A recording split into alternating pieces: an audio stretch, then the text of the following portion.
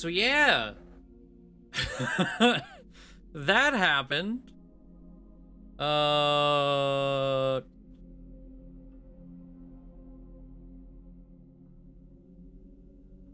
mom went, the hail has passed. My mom went outside to grab a piece of hail. I'll put it in general. Just why, an indication of why it was so loud. There's two of them in her hand. Actual golf balls. I'll bring it up for VOD people and whatnot too. You know, just a little bit of hail. Just a wee bit.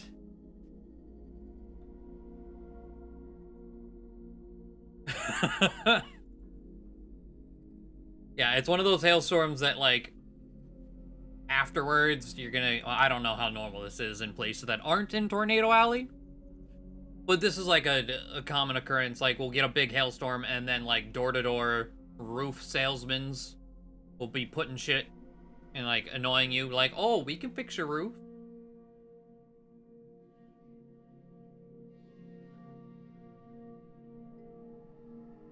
But yeah, absolutely knocked out the power. I'm kind of curious, hold on, it's...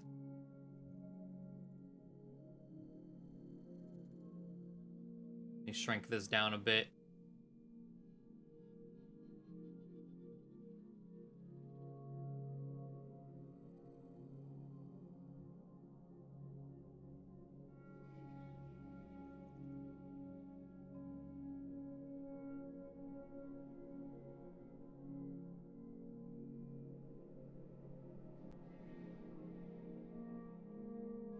Put in a company use rice. Yeah, absolutely.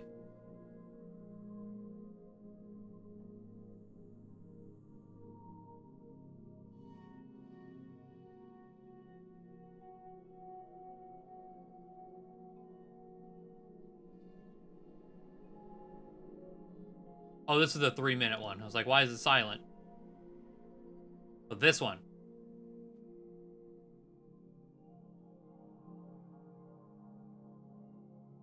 They're saying big hail in Finland. I was like, yeah. That's pretty average, unfortunately. Like, in tornado season. What does it sound like to you guys? I'll be back. We were yelling in our house, standing like 3 feet away. We couldn't hear each other. It was so loud.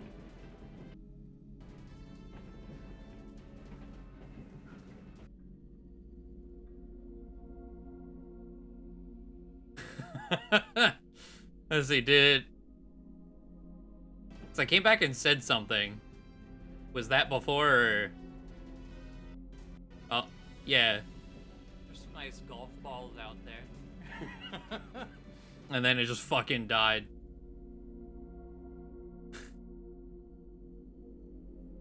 A little bit of excitement. All right.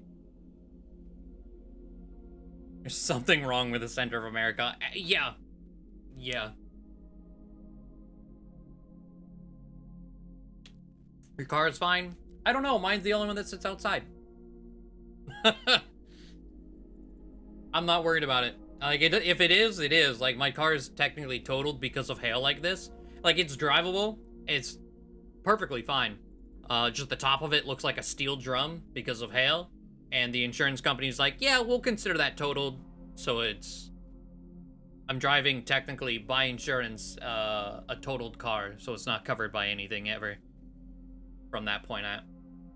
And that was, I don't know, like 5 years ago. So. As long as it didn't break a windshield. Then whatever. It is what it is.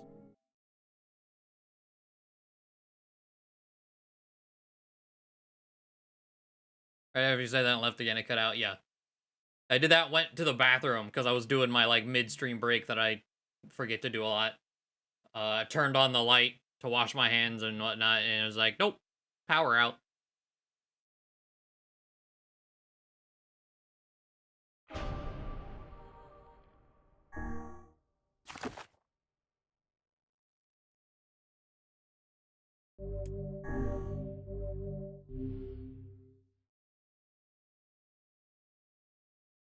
All right, well, let's get back to this boss fight. Get back into it.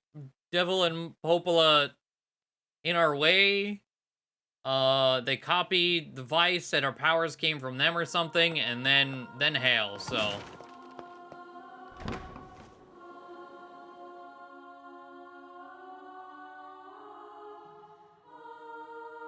yeah, we hit a save Such like an right ominous beforehand. sight.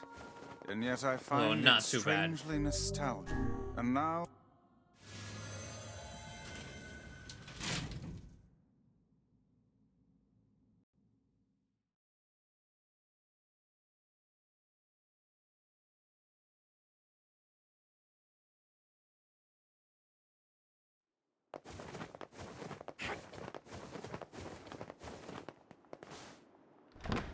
So part of me is curious.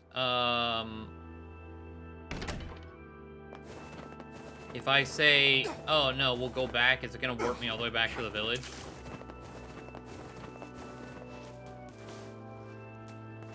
To you. Why the hell?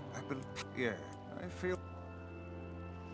To who I am. Why did you? Okay, Black Disease. Separate body from soul. Put the souls in shells. You. Well then, it seems the way is open. Get the Phoenix Sword.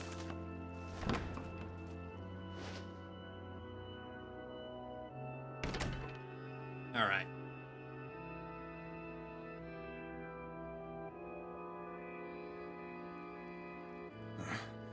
It's the twins from your village. Popola? Devila?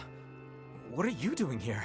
Hey, any chance you'll just go back to the village? This is a very dangerous place. Even if you can find Yona here, you probably can't get her out. How did you get here? Shh. We're asking the questions right now. Don't shush me. Okay, so if I hit this... They're right. Let's go back to the village. Do you truly wish to go back? No. Well... I am kind of curious if it does anything. Again, with this game, and knowing there are multiple endings, let's say yes. Yeah. Let's go back. This is just a fast travel, or, yeah, I'll just reload the save, it's fine. If it is. Okay, it's just a fast travel for, like, hey, I want to do other things. Though, before I load the save...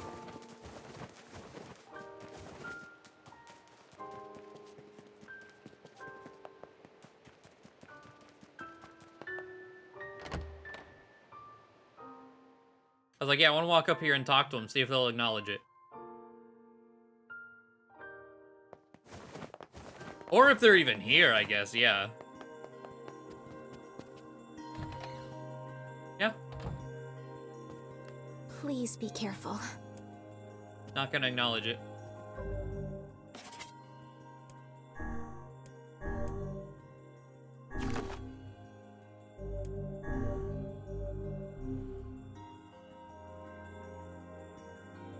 That loading screen memo, thermonuclear attacks useless. Oh boy. And that's why at the start, the city was in shambles. They tried to nuke the shades. You're like, well, that didn't work.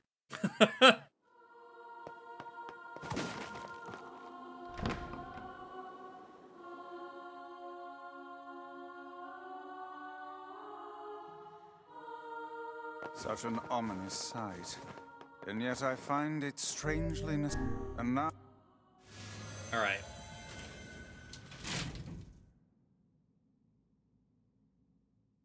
So, for real.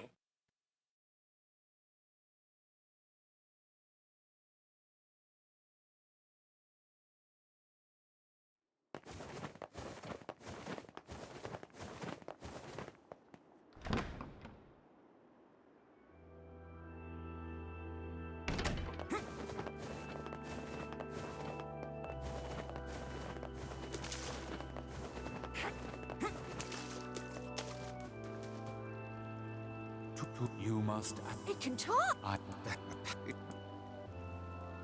to who I am. Why you must how I you Well then, it seems the way is open.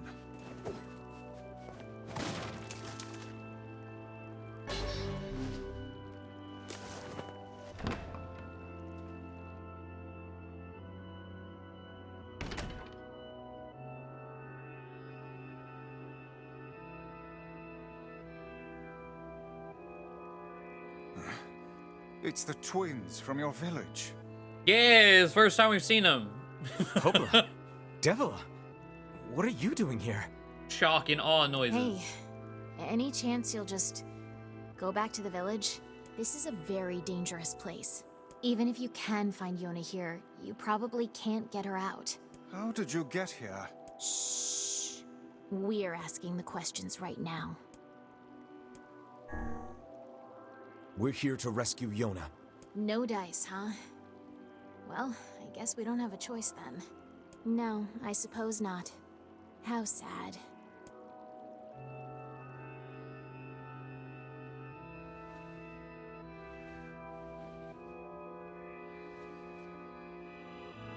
We didn't want to fight you.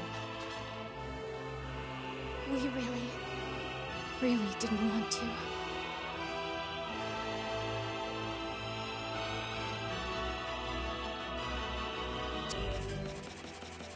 Devila!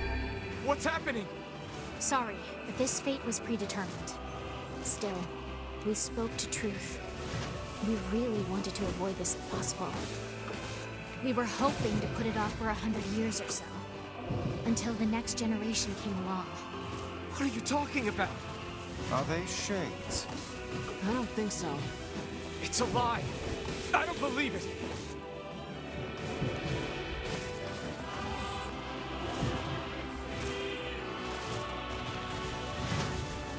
We never thought you'd grow to be this powerful. This is madness. Why do you block our path? You have no cause to speak so with us, Grimoire Vice. You are a traitor.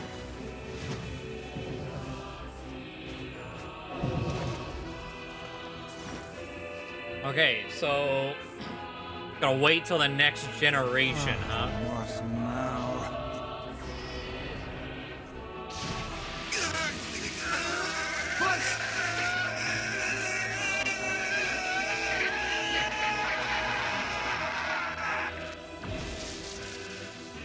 They copied my powers. Ah, shit on a shingle. They can use the sealed verses. Of course we can. The power came from us in the first place. You were simply loaned a small portion. Yeah, hold on. I got. Oh, that's defense, no magic. Vice! Are you alright? Devila! Screams and TV Why are static. you guys doing this? Why are you siding with the shades?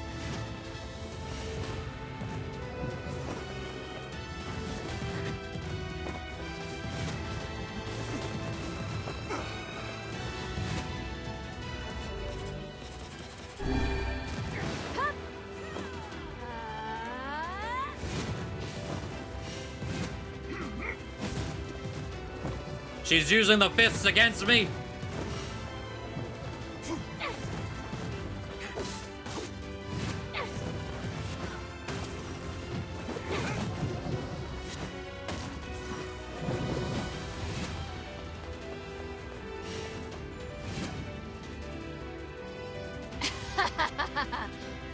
Why?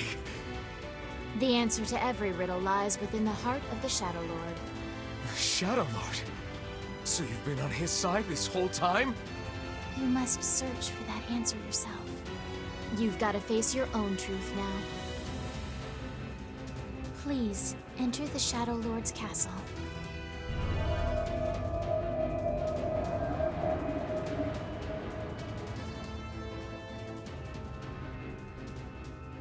Alright.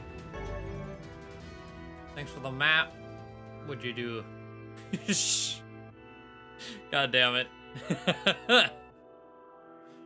Hello, Evie. Devila and Popola are fighting us. Yes, they do seem to be putting us through a great deal of...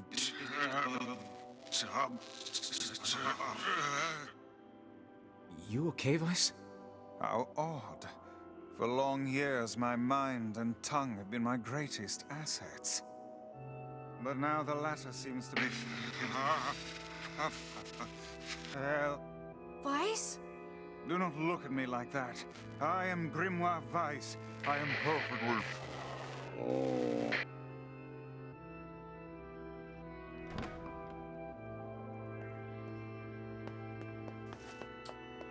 Okay. I think I hear a waltz.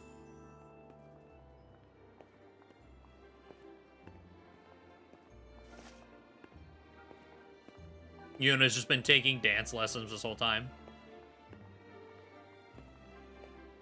That's all it was.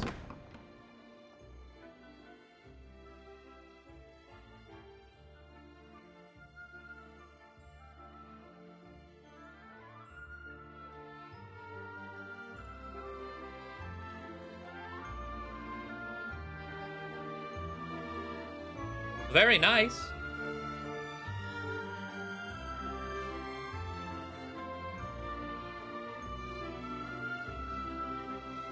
It certainly is a grand affair. Bunch of dancing bastards. They're all shades!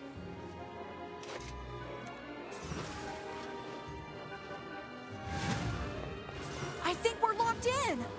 It's not like I was planning to leave. Yeah, it's a bit late for that.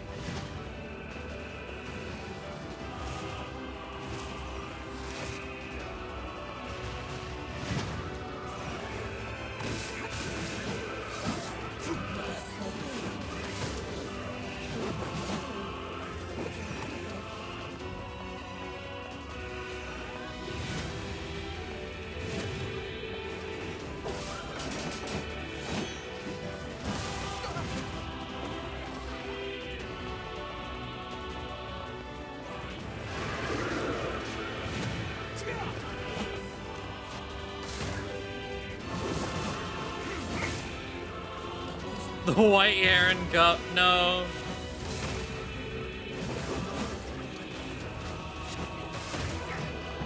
Pain.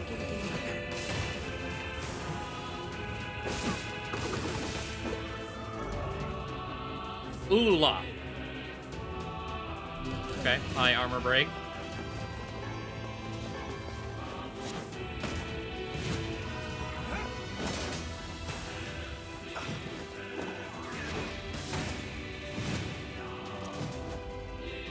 Damn, I thought I had that one parried.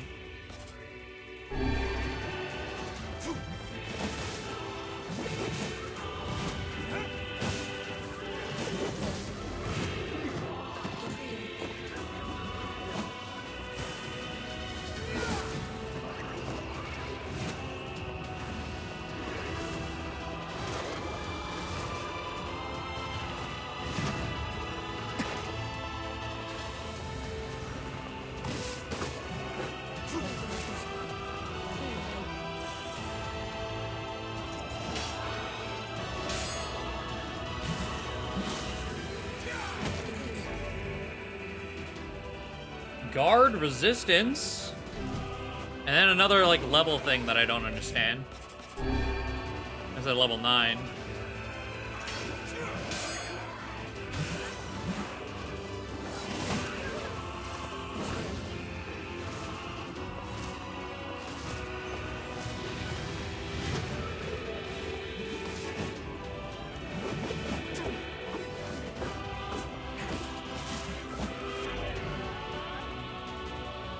%, experience? Alright, hold on, hold on.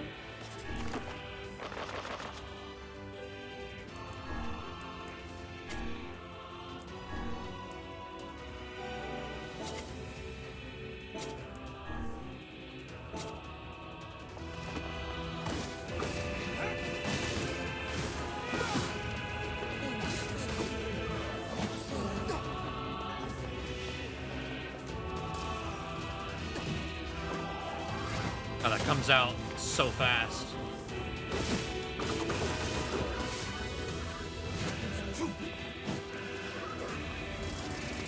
God damn it. Why do one of them have to be one of you? Oh, there's two of them. Oh, joy. Damn it! They won't stop coming! I'll open the next door. Cover me. Oh, how I do love a good Twice! Oh, right. Protect the hussy, yes? Good plan. Let's go. Protect Kaine for us. Come on.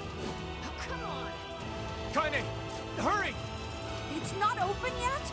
Is there Do I three? look like a goddamn locksmith to you? These might be the worst enemies. Jesus Christ.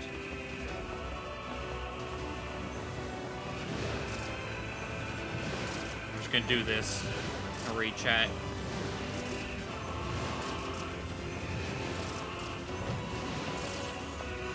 The party would be a dancer, because Kaine wouldn't be. He's definitely a meal. Okay.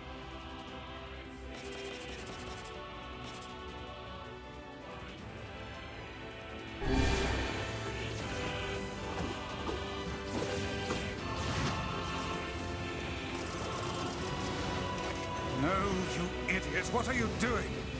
Lock doesn't want to open? Fine. I'll just break it down. Stop, you impatient fool. We done? Hopefully we're done. There we go. Goddamn Jesus. no good bullshit bastard! Open the fuck up already! Ugh! Got it. Kaine, look out! Got it. Oh.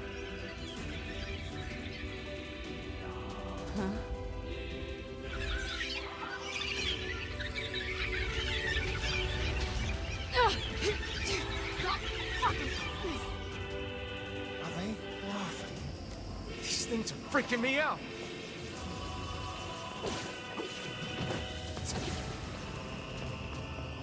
Kaine!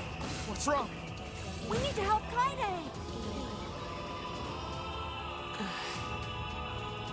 You okay? Attack of the ball pit, yeah. Well, we got problems. Not. Please stop using this enemy.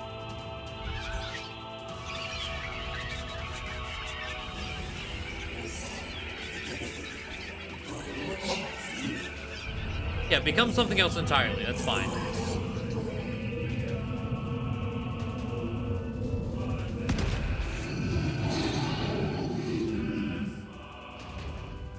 Truly the biggest threat so far.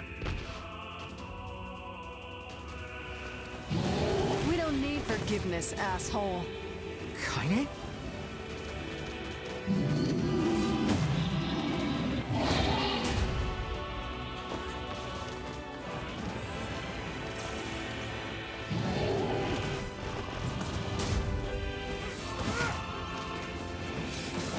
You gotta poke its soft spot.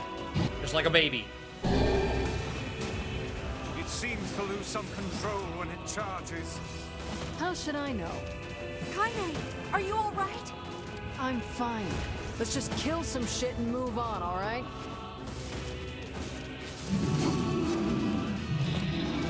It's really dumb. Oh, except when it Damn does that. How could something so big be so fast?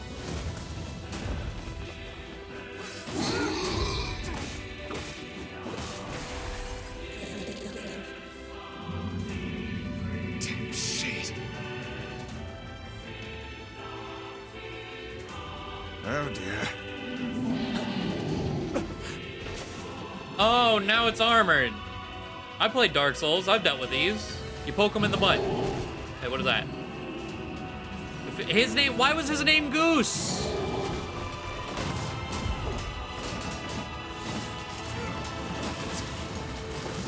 Yoko Taro, explain.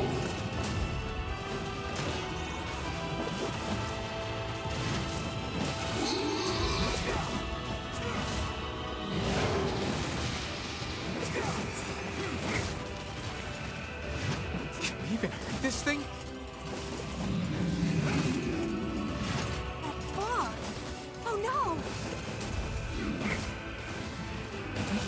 Stop now. Damn it.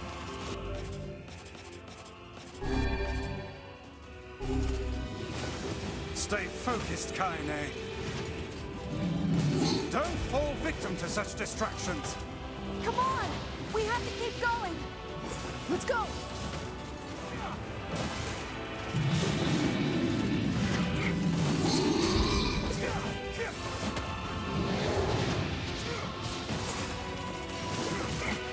This way. Move. Oh, you want us to actually leave, but I wanted to kill it. Alright, fine.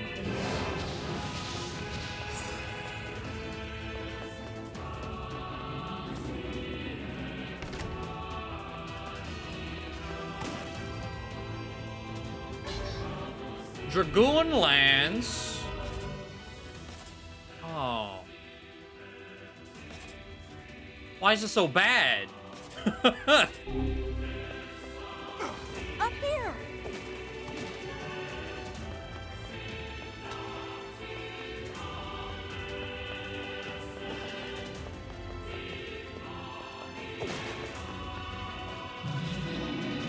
How can we deal with this thing?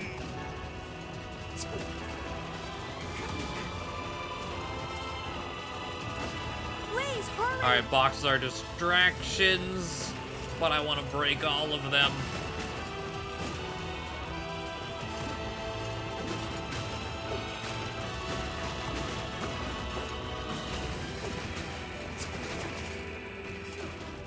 But this is the insta-kill section, god damn it.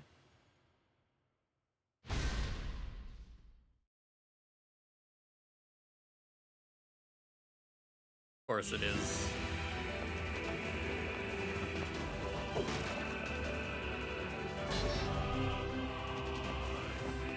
Up here!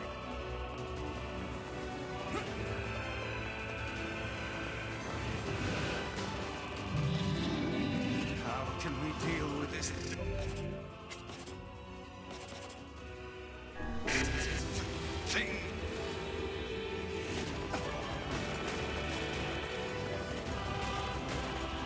Please, hurry! Spindling!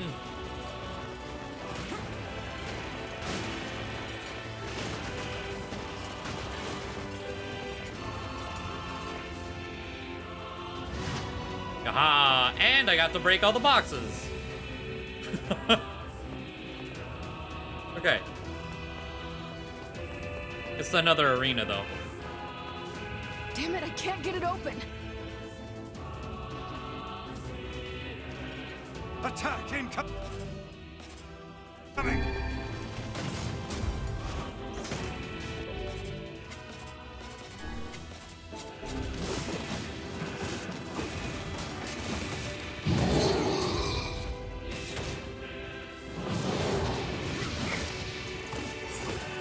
The entrance is locked too!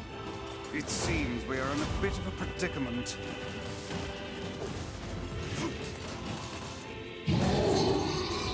Strike the beast while it's down.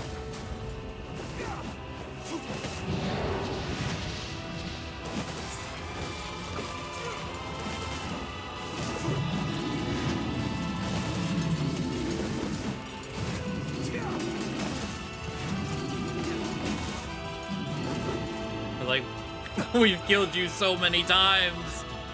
Die already.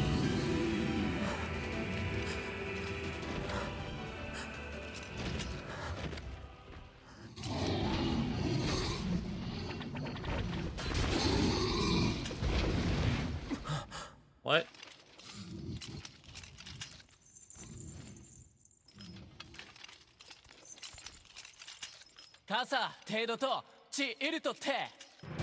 Why and how are you here?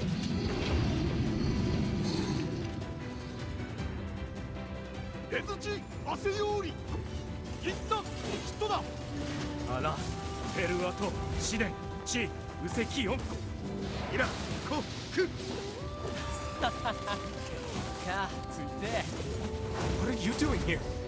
サルリとしたとカイザムとキロだろ You are correct. いや洗って賛成た割とてソロス感化し金で But あらペルアと飛んだ来てキリゴイタリアッフィアとさちちさったとトレルタカイザムチ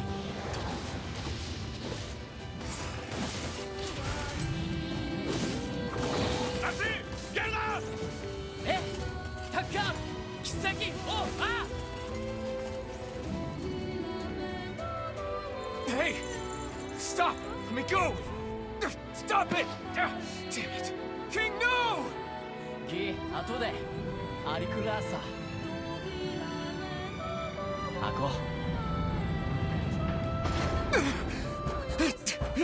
I like him. Open the He's door. a neat You can't find that thing on character, your own. but what? ゆっくくおタオキアルタビエト来るとこっちいる勝てケイタルイトエチケロアルテリアだせ UG 各 What? 石技師真鍮カレルタカイザムテラスなんだ改てウラーヌペルアとチウラーヌカイザムトトラチ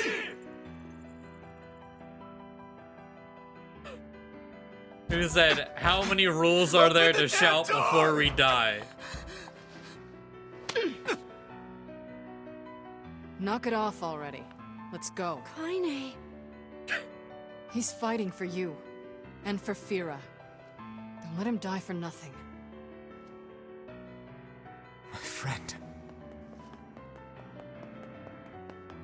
Wow.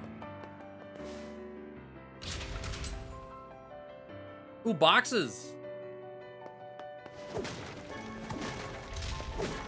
Oh. Oh, they're stocking me up on healing. Oh no, okay.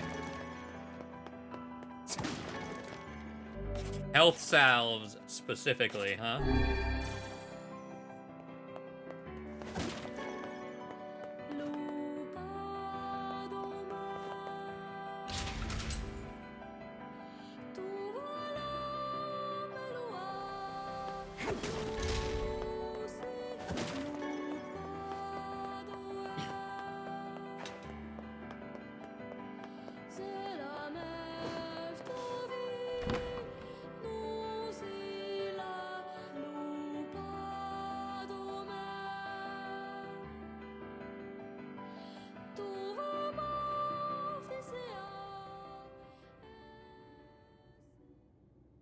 Up.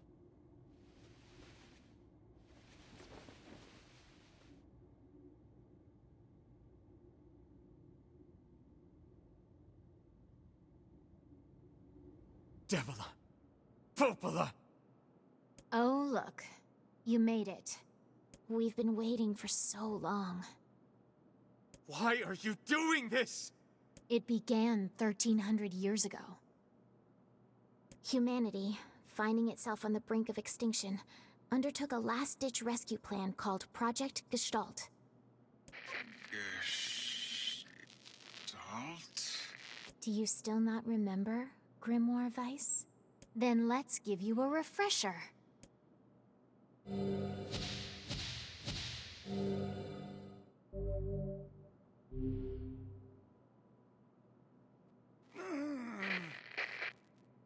Weiss! My mind. I remember. Devila. Popola. You are not human. In fact. Oh no. Yeah, sometimes the truth can be a real bitch. You want to finish that thought for him, sister? All of us, every person standing in this room, are mere shells created by the true humans. What are you saying? You still don't get it? You aren't human. So then humans, I mean, the true humans, are extinct? No. They still live on. You know them as shades. Oh. Each shade is a twisted remnant of what was once a human being. Crazy, huh? Now let's skip the part where you stand there with your mouths agape and just get down to business. Wait. Wait! Sorry, but we're gonna be needing that shell of yours. The rightful owner has been waiting for a very long time. Please don't be angry with us. We are only doing our duty.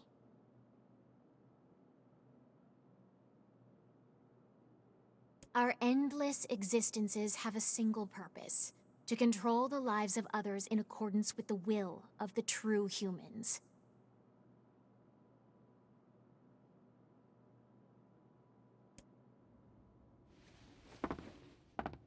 You have your own motives, your own desires.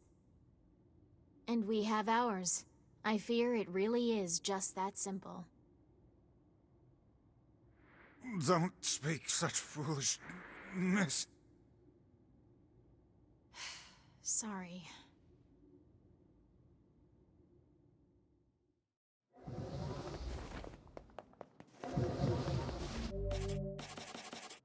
Damage.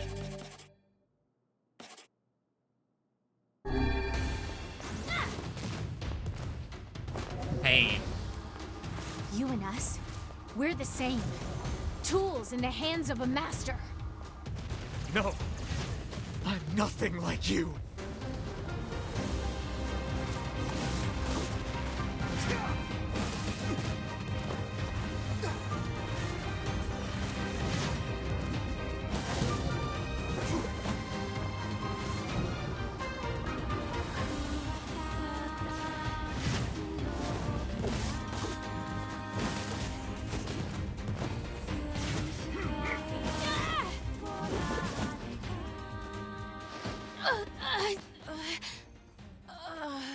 We didn't get it very long. Devila!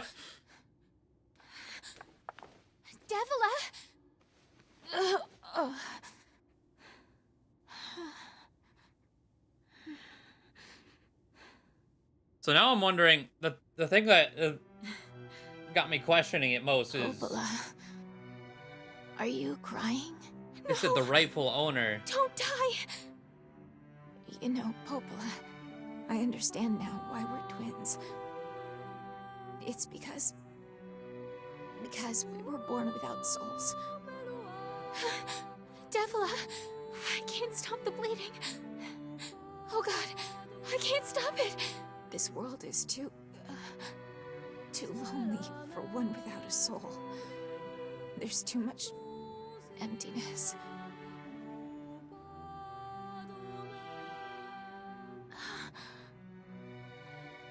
Our souls are missing. And yet somehow our tears still work. It's kind of weird. Sorry, sis. I love you. Devila! Devila! Don't you go! No, I can't be alone! Devila!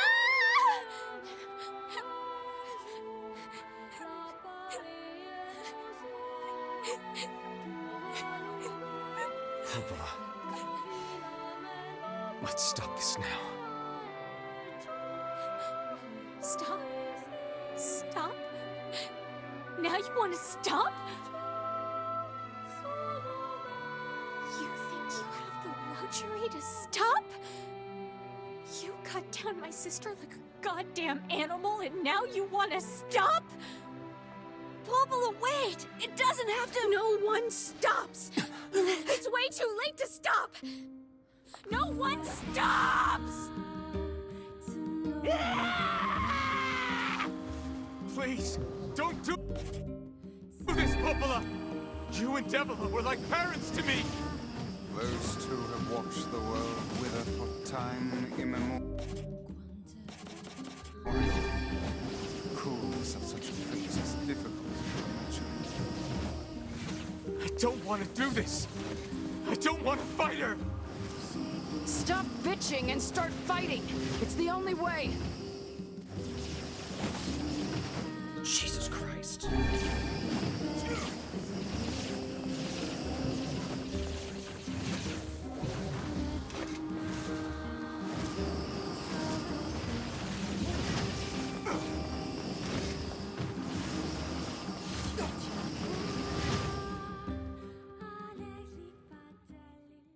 I didn't want to talk over them when I'm about to again. My thoughts are Shadow Lord is the human we were at the start of the game, potentially. If that's the case, who are we?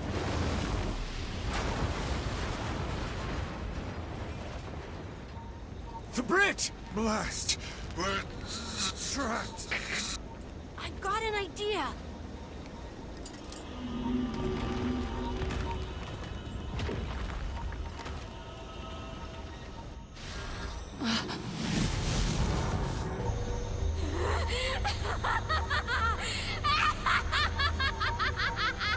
I fear we're done for. It'll be all right.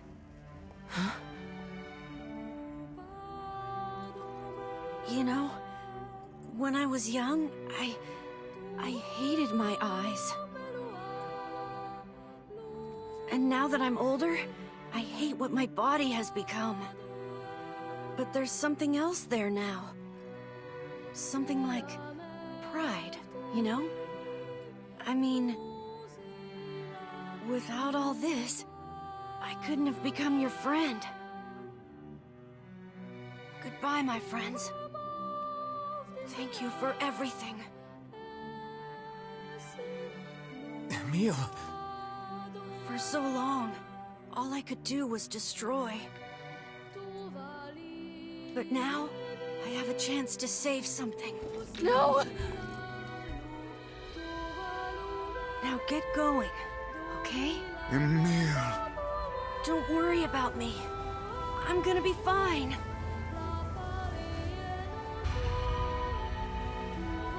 Emil! Emil! Emil! You jackass, get back here! Emil!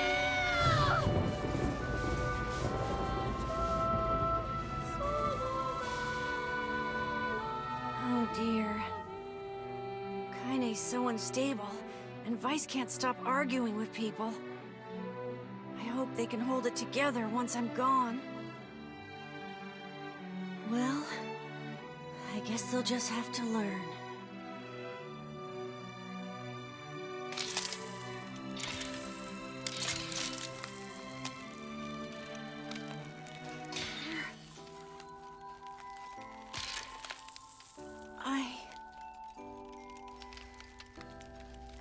They actually voiced the name NieR and then put Cruz Burns there. I want to see you again. But it was like I want really to see subtle. all of you again. Just one more time.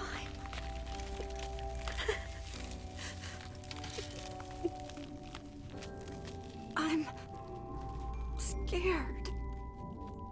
I don't want to die.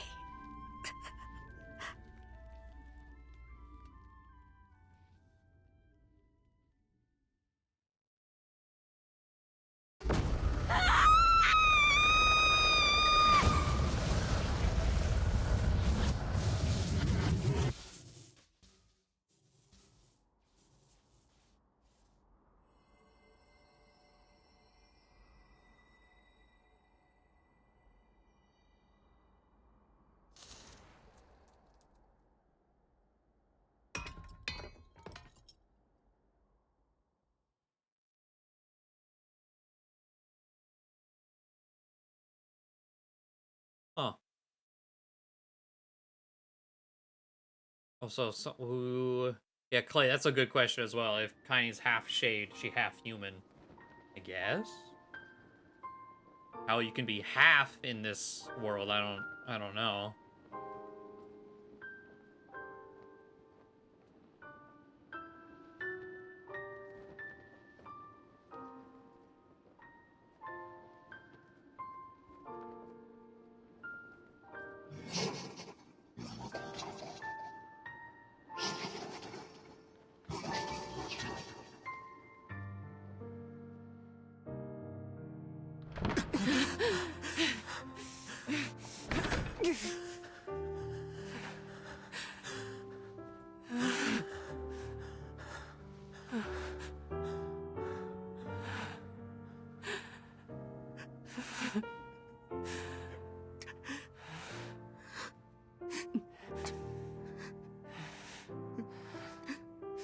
I know it's like emotional, but all I want to say is it's fine. He's living out his dreams 12,000 years in the future as a pickup truck. Everyone's lifelong goal.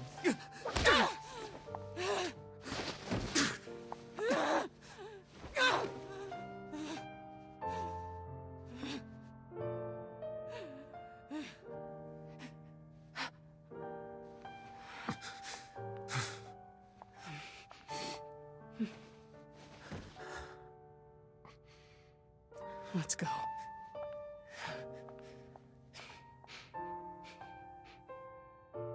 Yeah.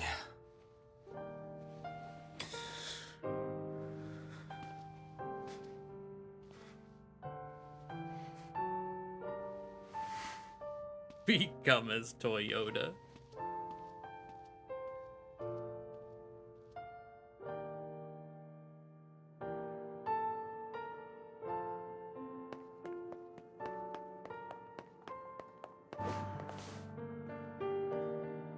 I talk to you? No.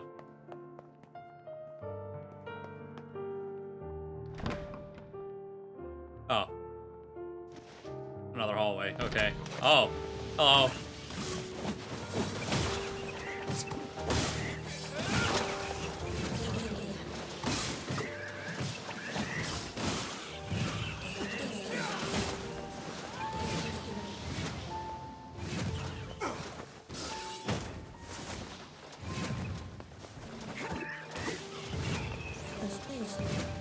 Oh, not them.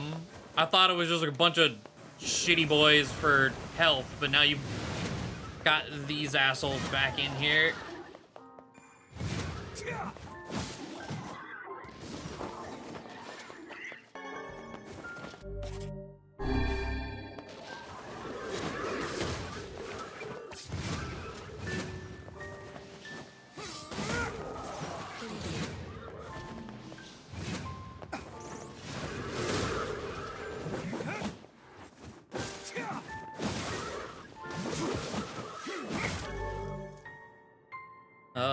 Physical strength. Oh, on martial arts.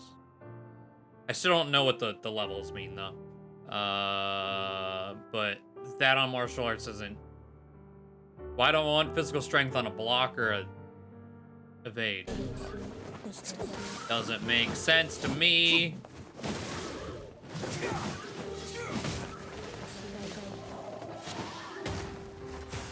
It's like the one thing that I wish had a tutorial.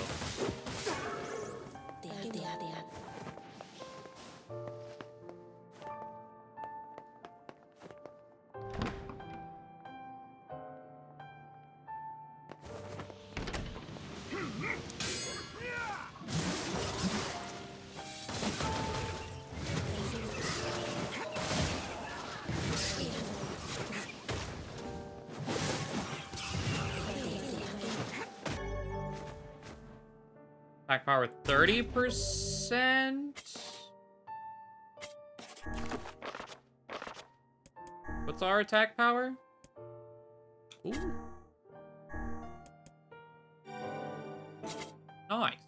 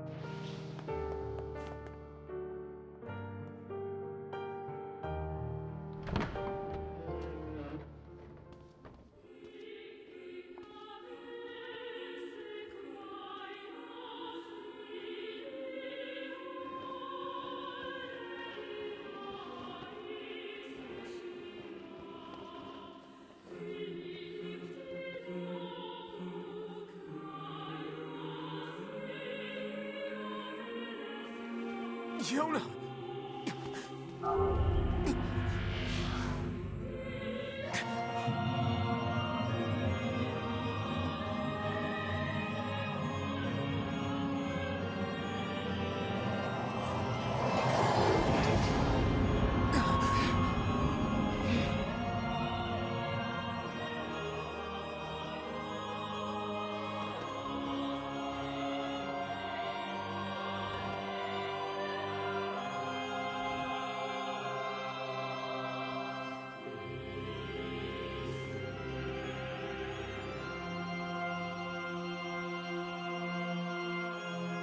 This ends here. Strike hard. Who are you? I'm you, a Hold butterfly. nothing back. Big Meta Knight energy.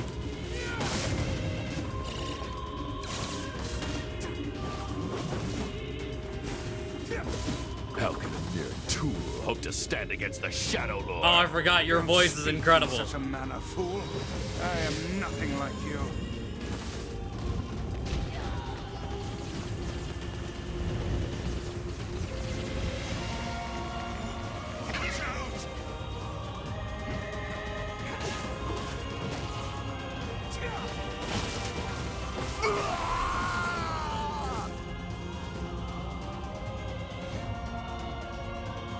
Be careful! I know. Can I parry the final boss on some Dark Souls shit? Well, that's magic, so...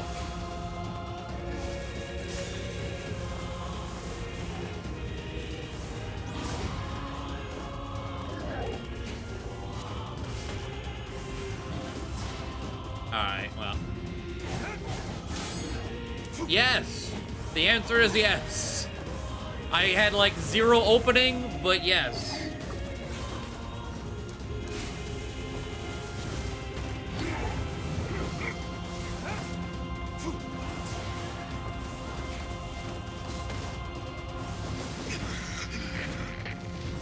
Vice,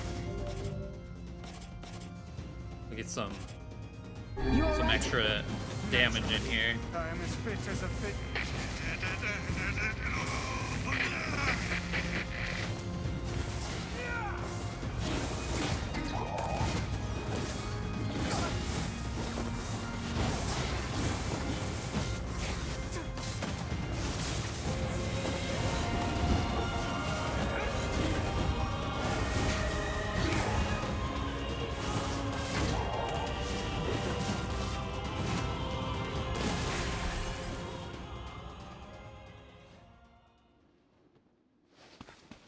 Wait. Sup?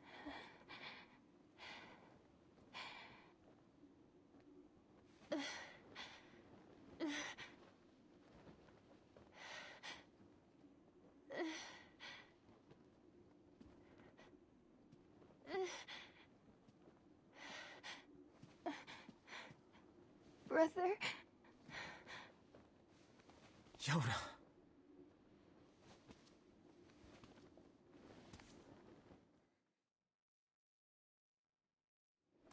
Huh?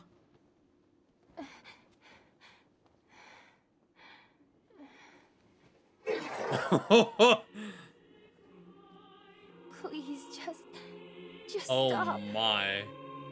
I don't want to do this anymore. I don't need someone else's body. I don't want it.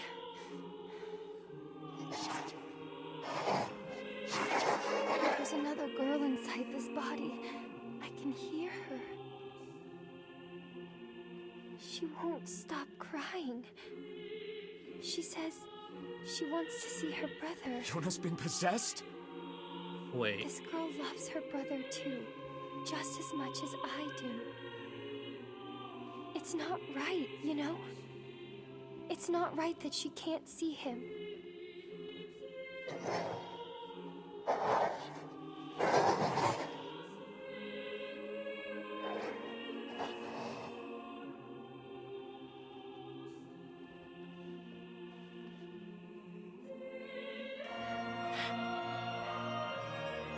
It's you, isn't it?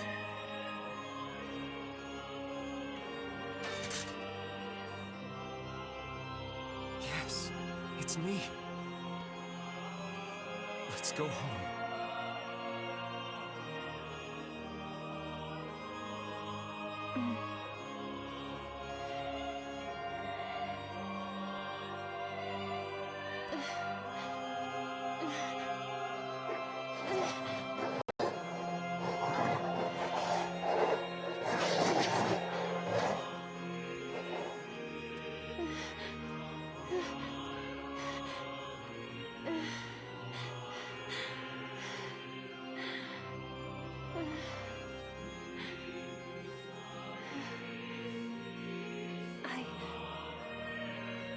sorry.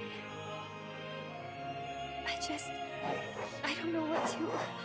I'm so very sorry. No matter what.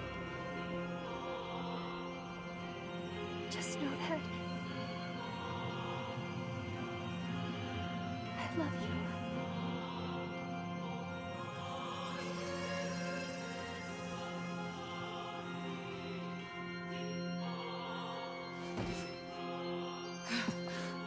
Hurry. The shade that possessed her is gone.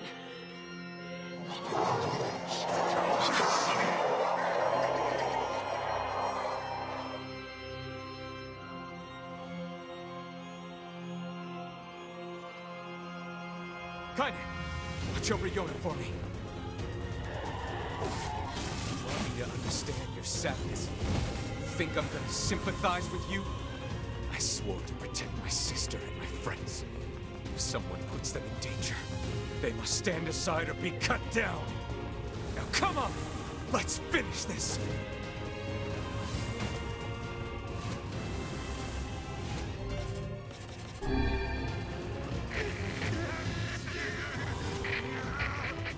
Weiss, what's wrong?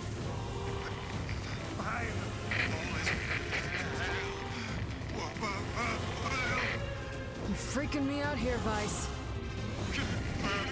What are you doing? Come so. Just do it. Strike the killing blow.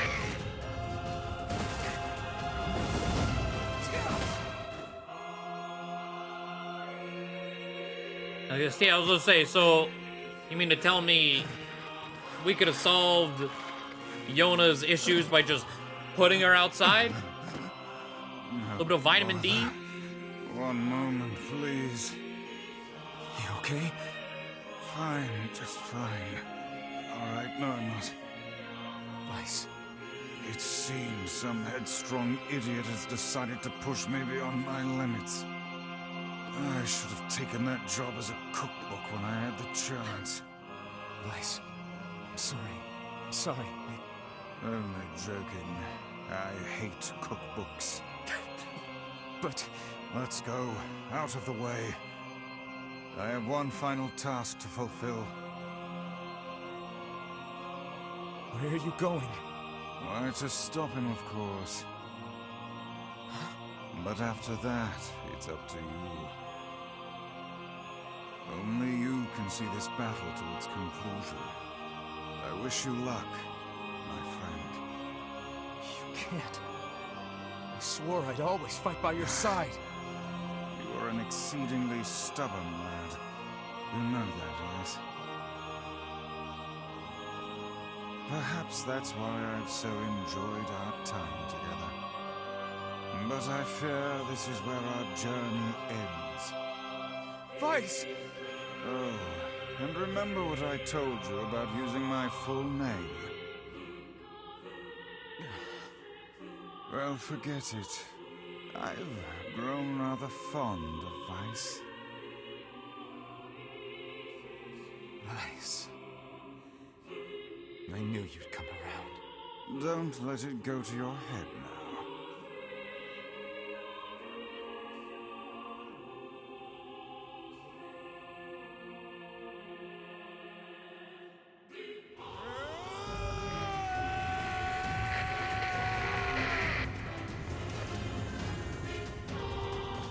All right.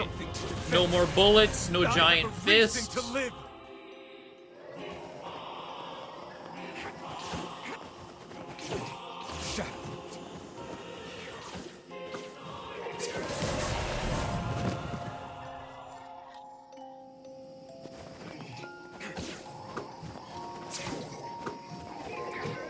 Shit.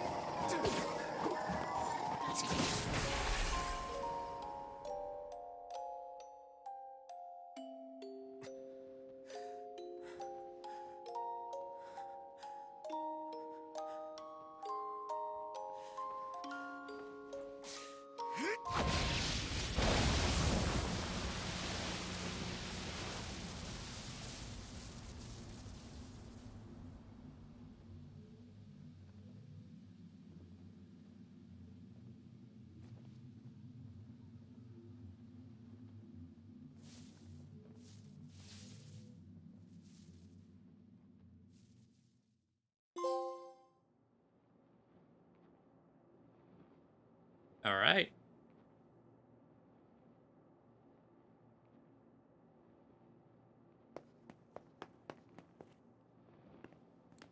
Is Yona all right? Music box keeps making you think it's the Cruel Angel's thesis. Oh God, no. You're not wrong. Oh, please, the girl is fine. Vice?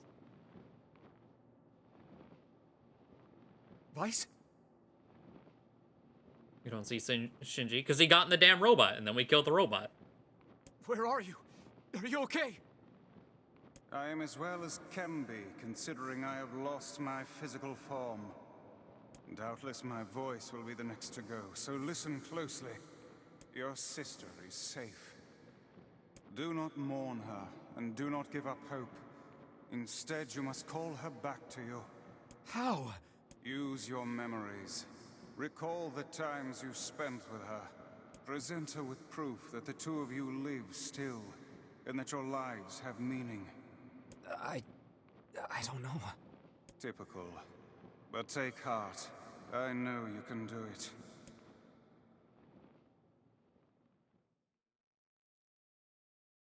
What's my favorite food?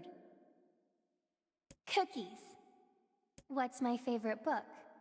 That's my magic storybook. What's my favorite place? Home with you. What's my favorite flower? For a second, I thought it was gonna be like, okay, now remember every conversation you had with Yona since the beginning of the game, and answer correctly. I was like, no, no, no, no, no, no, no, The not NieR this. Tier, of course. Okay, one more question. Who do I love more than anyone?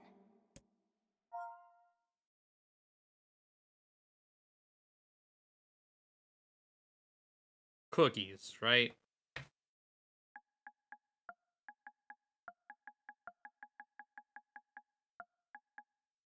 Be ashamed to misspell my name. Where's the... There it is.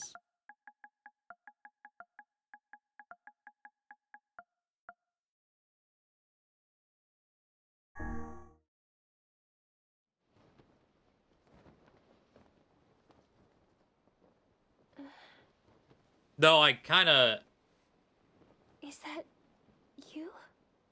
wonder what would happen.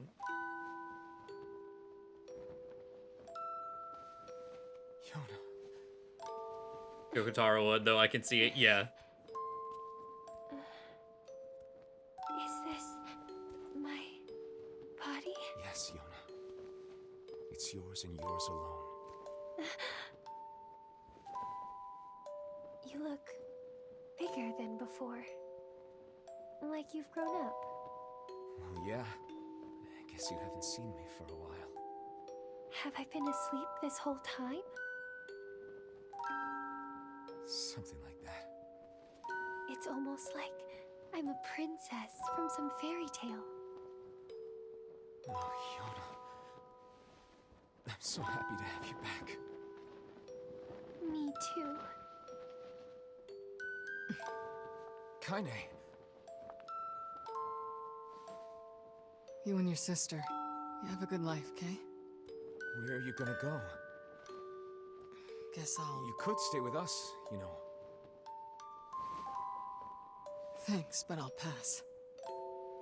You know how it is. I got my own shit to take care of. Bet. What do you mean? Personal shit, alright?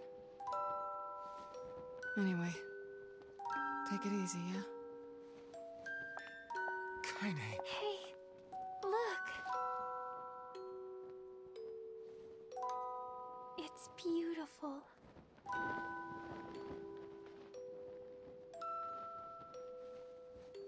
For the longest time, I heard someone telling me how they wanted to see the light. And now, they can finally see it.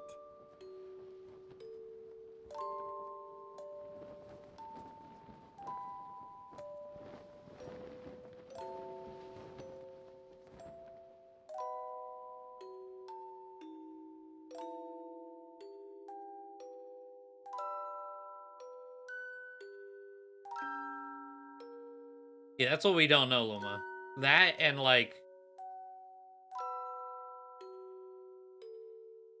I'm assuming the two shades that just died, right? The Shadow Lord and girl possessed inside of Yona were also the people that we started the game with.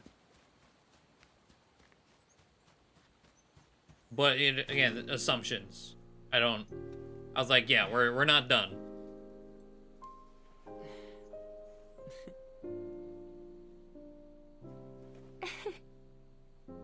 Thank you. I love it.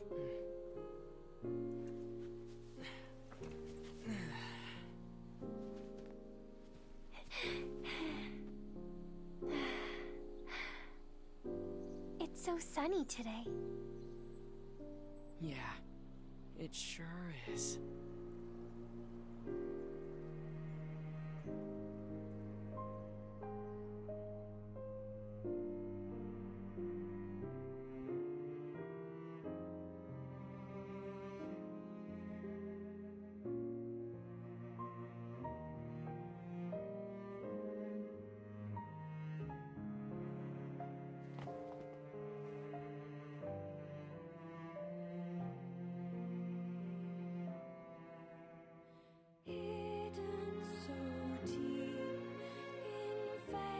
And there is our first ending. Alright. At least the final boss wasn't lame. Almost every boss in this game has been pretty fucking lame.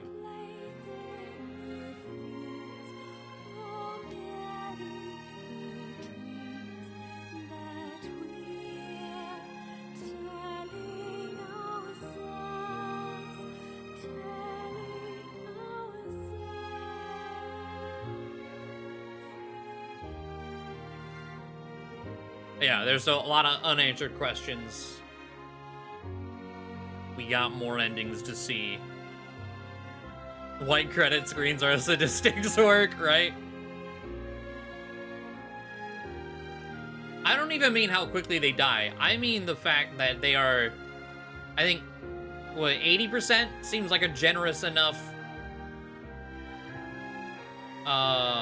It is an alphabetical order. What the fuck, Yoko Taro? Instead of by station.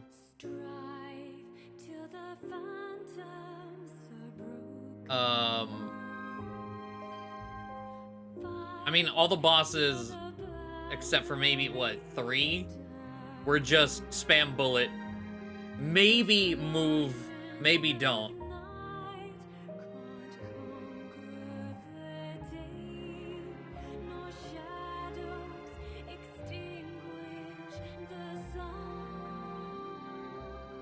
This song.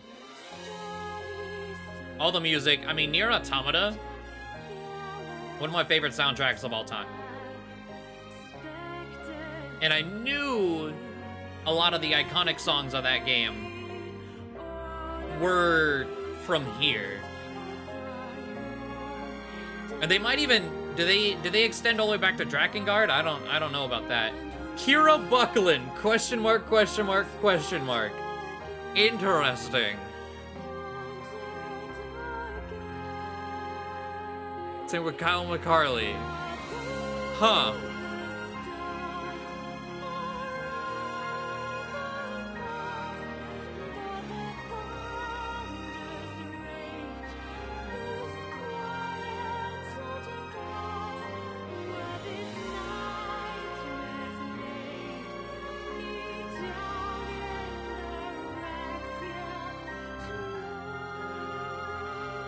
No, just NieR, okay.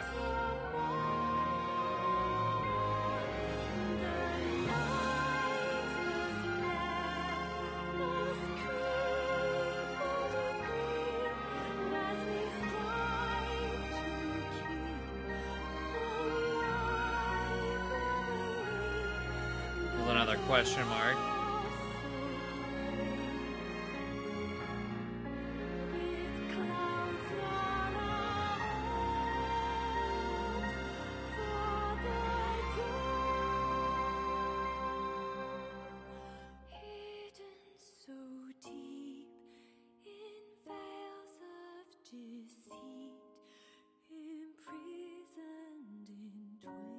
I did see, I think, today they announced, like, a NieR series soundtrack set. Let me see if I can find that.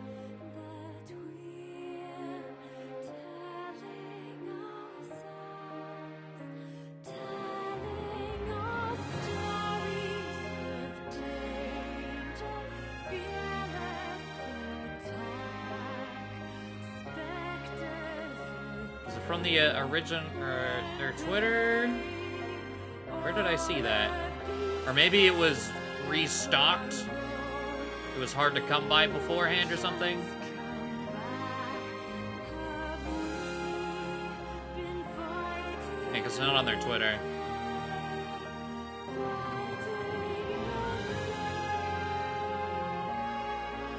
The first two question marks that we noticed anyway, that's 2B and 9S. Like, their voice actor. Which is interesting.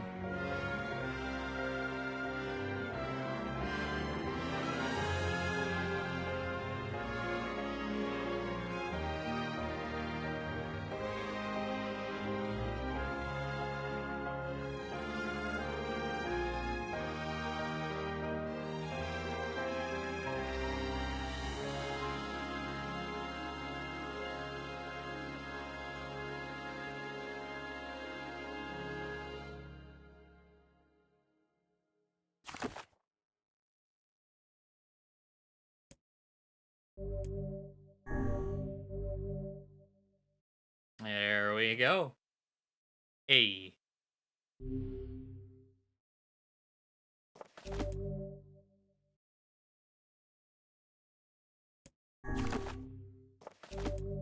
Yeah.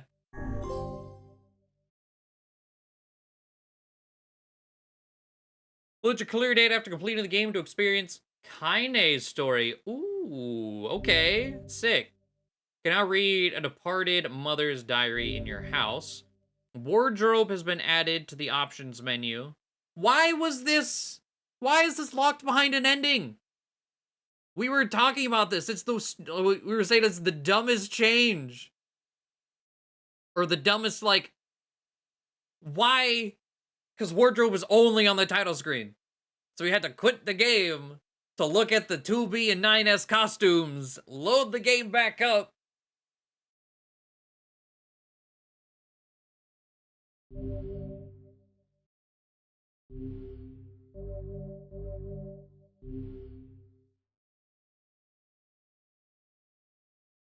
What time even is it? Alright, we'll get it started. Why not? Let me see. I hope you enjoy the subsequent playthroughs you do, because like I saw, it definitely gets a lot. Yeah. Like story-wise, I'm in here. I think the A ending overall was kind of eh, or not the A ending. The A story arc was eh. The ending was nice, but I don't. I only have Automata to compare to, which was, to me, more of a narrative. Like, the emotional scenes actually worked way better. You felt that 2B story too? Really? See, I thought ending A and B from Automata were pretty good. It's why a lot of people actually didn't go past A. Because they're like, oh, okay, story's over. Yay! And then put the game away.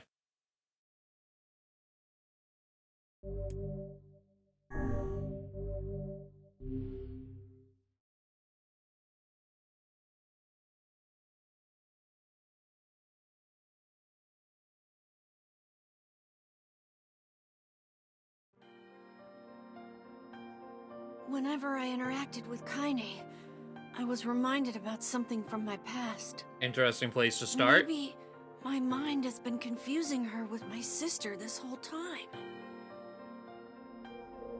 Anyway...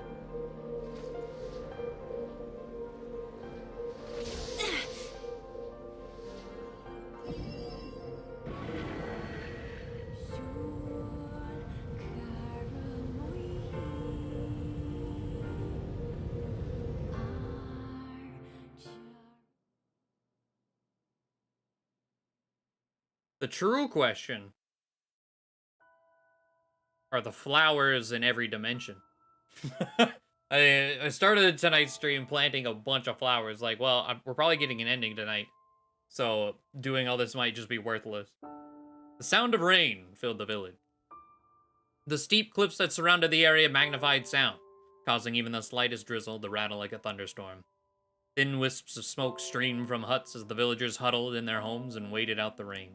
A single child, however, had braved the downpour, was now wandering slowly toward the wooden, hawk-shaped weather vane at the center of town. The wanderer reached the vane, which had existed for as long as any could remember, and stared. The child's face was simultaneously delicate and fierce, like a teacup that had survived a shipwreck. Those traits combined with pale white skin to give the face as almost sexless quality, or an almost sexless quality. If the beak turns east, I go home. Wait, what? Okay, I see. If it stays west, then I... The child blinked. Rain slowly dripped down the young one's short hair and began its long descent to the ground. I don't know how long it's gonna go for, so because I'm covering half the text, we'll hide again. Come on! Come on! The child felt a slight breeze and watched as the vane slowly creaked to life. Spinning this way and that for a moment, it finally settled with a beak pointing firmly toward the east. East? Really? Before the vane could move again, a jagged rock came spinning and tumbling through the air, striking home against the child's head. The force of the blow dropped the child to the ground as a hail of stones began to fall all around. Oh no, they found me. A heartbreaking smile crept across the child's face as the stones continued their assault. Through the rain, the sound of multiple footsteps grew louder before a voice... Refrigerator. Refrigerator, why? Was that even the It's not. Okay, there we go. I was gonna say, that's the longest cutout I've had. Through the rain, the sound of multiple footsteps grew louder before a voice rang out. Yoo-hoo, Kaine! The voice belonged to Demo, worst of all the bullies in the area.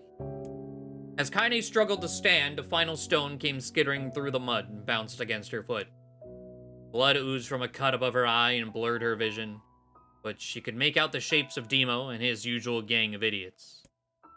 The boy seemed taken aback for a moment by Kaine's seeming indifference to the blood dripping from her face, but quickly regained his bravado. What's up, freak? You like rain? You like getting all wet? Or did you finally decide to run away from home? Though she knew it was futile, Kaine turned to leave.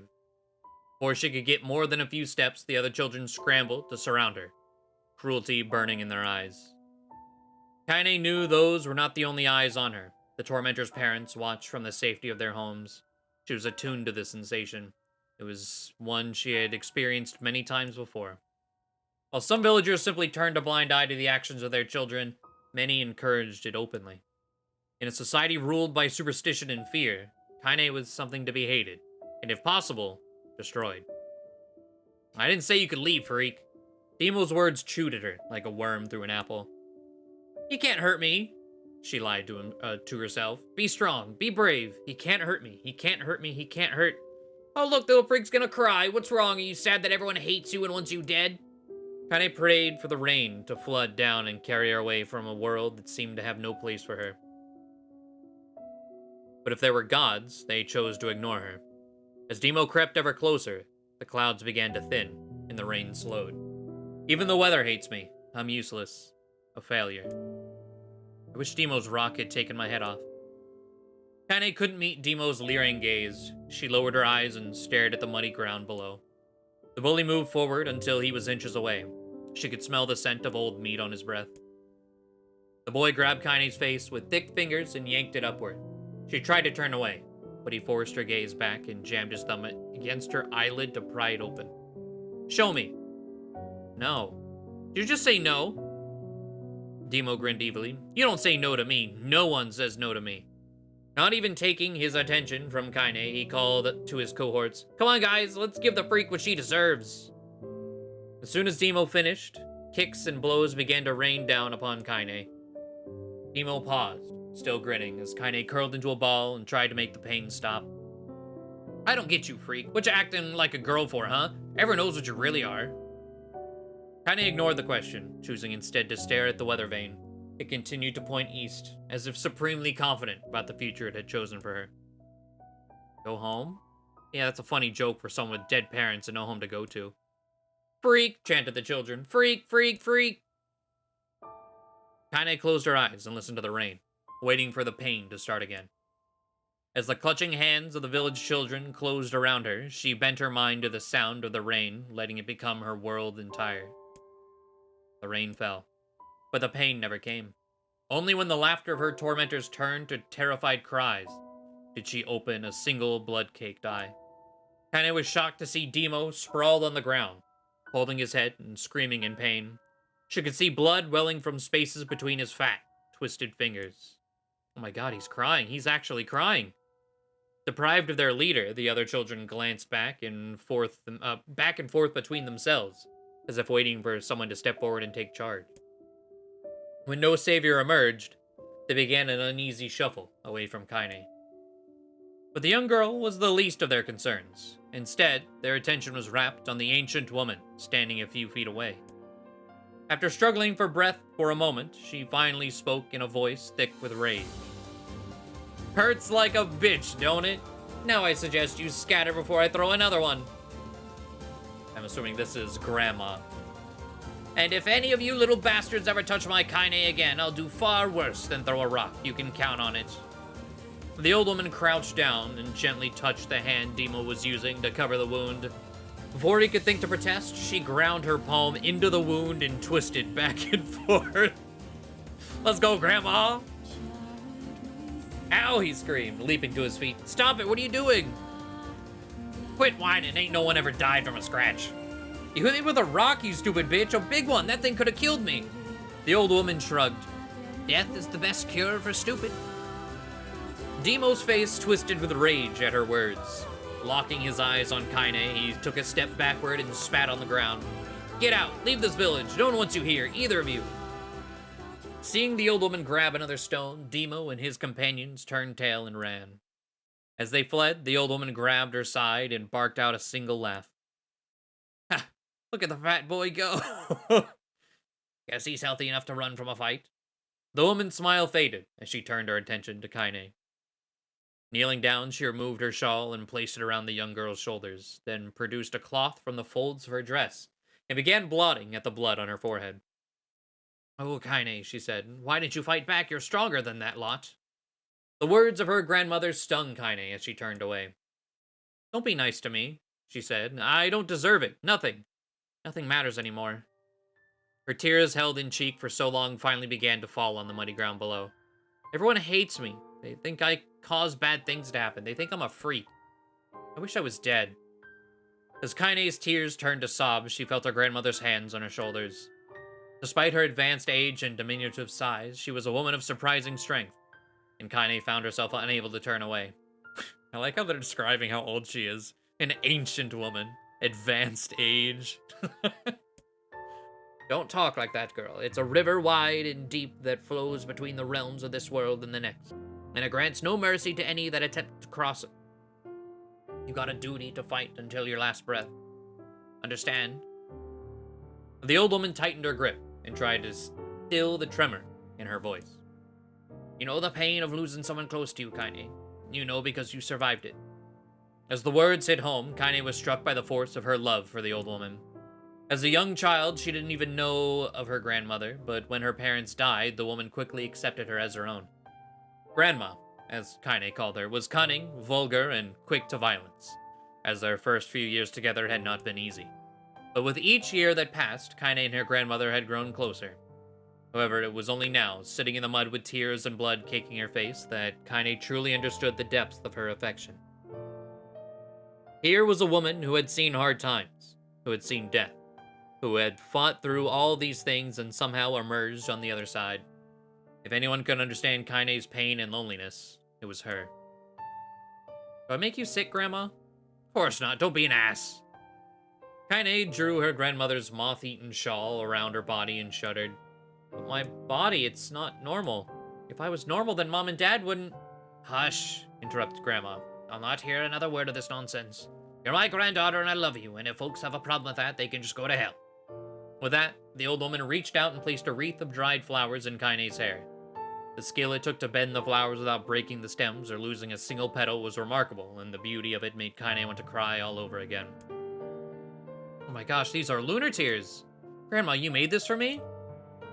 Lunar tears were legendary flowers. Most people could live their entire lives without seeing one, yet her grandmother had somehow collected a dozen or more. Which this crown of flowers is actually in Kaine's little trailer in that clearing. Assuming that's hers. I mean, that's where we found her. Kaine reached up and touched the wreath as if she couldn't believe it was real.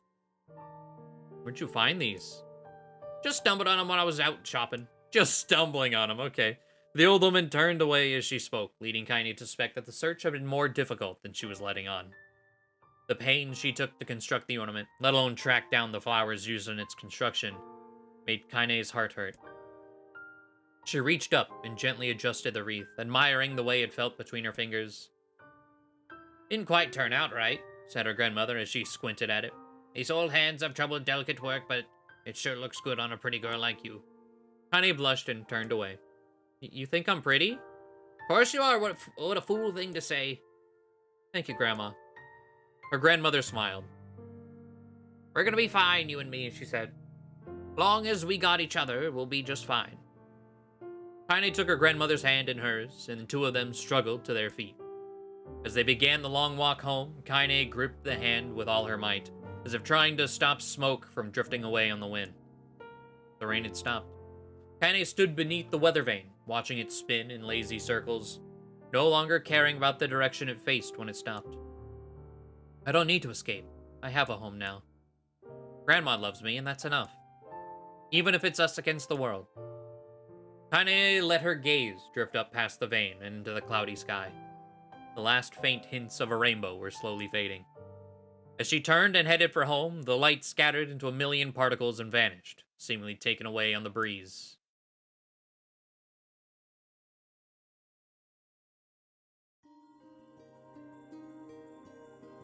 In the distance, Kaine heard the steady sounds of an axe striking wood. The noise had a purposeful quality to it, as if she was hearing a master woodsman go about his work. The firewood being produced, however, was as far from a work of art as could be. Pieces of every shape and size were being flung about a barren yard with wild abandon. Anyone trying to stack such wood would probably die of frustration before the job was through. Stupid piece of shit axe! Kaine's grandmother flailed away with the axe, filling the air with both splinters of wood and words that would make the most hardened sailor blush. Grandma, called Kaine. That you, Kaine? Yelled the old woman. Take your eyes off the wood for a moment. Don't get too close or I might take your goddamn foot off by mistake. She brought the axe down on a piece of wood, sending chips flying in every direction. One spun past Kaine close enough for her to hear the whistle, at which point she decided to step back. Once she scuttled to a safe distance, she cupped her hands around her mouth and shouted, Grandma, do you need help? I can get you water or lunch or a new axe or something. The axe, poised to strike another wobbly blow, paused in midair. The old woman considered her granddaughter's offer for a moment, then smiled. Tell you what, since I'm doing such a piss-poor job of chopping, why don't you come here and take over so I can go get the water? Shade's been restless lately, and I don't want you to run into one of them bastards. Relinquishing the axe, her grandmother picked up a long pole with wooden buckets on either end. Gathering water was by far the more difficult of the two jobs, but Kaine knew better than to complain. Once Grandma's mind was set, there was no changing it. Kaine did her best to help with chores, but Grandma took every task that required travel to the village. Though she had a long list of plausible excuses, Kaine knew the real reason. She didn't want her granddaughter to be taunted and harassed by the villagers. Once Kaine moved in, Grandma decided to take up residence a good distance from the area. Out of sight, out of mind seemed to be the best policy when it came to the villagers and her granddaughter, and rare were the days when any but the two of them could be found on the rocky acre of land they called home. Kaine enjoyed the solitude, but harbored a secret resentment that her grandmother was forced to spend her golden years in such a place. After watching her grandmother leave, Kaine turned her attention to the task at hand. She had never chopped wood before in her life and soon discovered why the old woman hated the chore. Swing after swing of the axe produced only a tiny crack in the wood, and when she finally managed to connect with a solid stroke, the tool embedded itself in the log and refused to budge. Frustrated, Kaine swung the axe around her head and threw it, log and all, across the yard. Damn it. Ugh, crap. She suddenly understood the joy her grandmother felt in a good curse. Happier now, she picked up the axe, forced it from the wood, and resumed chopping. She had a natural skill with a blade, but the task was challenging, and blisters soon began to form on her small pink hands. This is tough. My logs are all weird sizes. Spitting on her palms and ignoring the pain, Kaine redoubled her efforts. Just as she was developing a rhythm, Grandma returned from the village. Setting down her buckets with a small sigh, she took one look at the logs and coughed out a wheezy laugh. Pretty clumsy, girl. You better practice if you... Her grandmother suddenly collapsed to her knees, causing one of the buckets to wobble precariously. Eyes widened, Kaine dropped the axe and ran to her grandmother's side. Grandma! The old woman shook her head and pointed a trembling finger at the bucket. Get the bucket. Can't let it spill. Kaine steadied the bucket with a foot as she knelt by her grandmother. A small bit of water sloshed over the side and made a new home in the hem of her dress, but Kaine didn't notice. Grandma? Grandma, what's happening? Crazed with panic, she grabbed her grandmother by the shoulders and shook. After a moment, the woman lifted her arms and batted Kaine away. Stop that, she cried, breathing heavily. It ain't like I'm dying, just tired from the trip is all. Kaine desperately wanted to believe her, but one look at the old woman's shaking hands and worn face told her more than words ever could. Her grandmother had lived a long, hard life, and it seemed the bill was finally coming due. The time when her grandmother watched over Kaine was ending. Sooner than either of them had feared, the positions would be reversed. The next morning, Kaine came to the side of her grandmother's bed and took her wrinkled hand. Grandma, you're sick. You need medicine. I'm going to the village. The old woman shook her head and tried to rise, but Kaine gently pushed her down. It's all right, she said. I'll be fine. Her grandmother fixed her with a gaze that could melt steel. After what seemed an eternity, she finally lowered her eyes and sighed. Well, I don't like it, goddammit, but I guess I should quit being so stubborn and let you grow up. The old woman watched as Kaine strapped on her boots and made her way down the road to the village. Hours later, as an unseen sun made its way across a dark and rainy sky, she was still watching. Kaine moved at a brisk pace, checking her pockets every few minutes to make sure the money her grandmother gave her was still there. Every noise caused her to spin on her heels, making sure she wasn't being stalked by a shade, or worse, Demo and his gang. But she encountered neither tormentors nor shades, and Kaine finally found herself at the entrance to the village. The few adults she could see glanced sideways at her, then muttered to each other behind raised hands before slinking away into the shadows. Her heart racing, Kaine took a series of rapid, shallow breaths and tried to calm herself. I have to prove myself. I have to help Grandma. I have to be strong.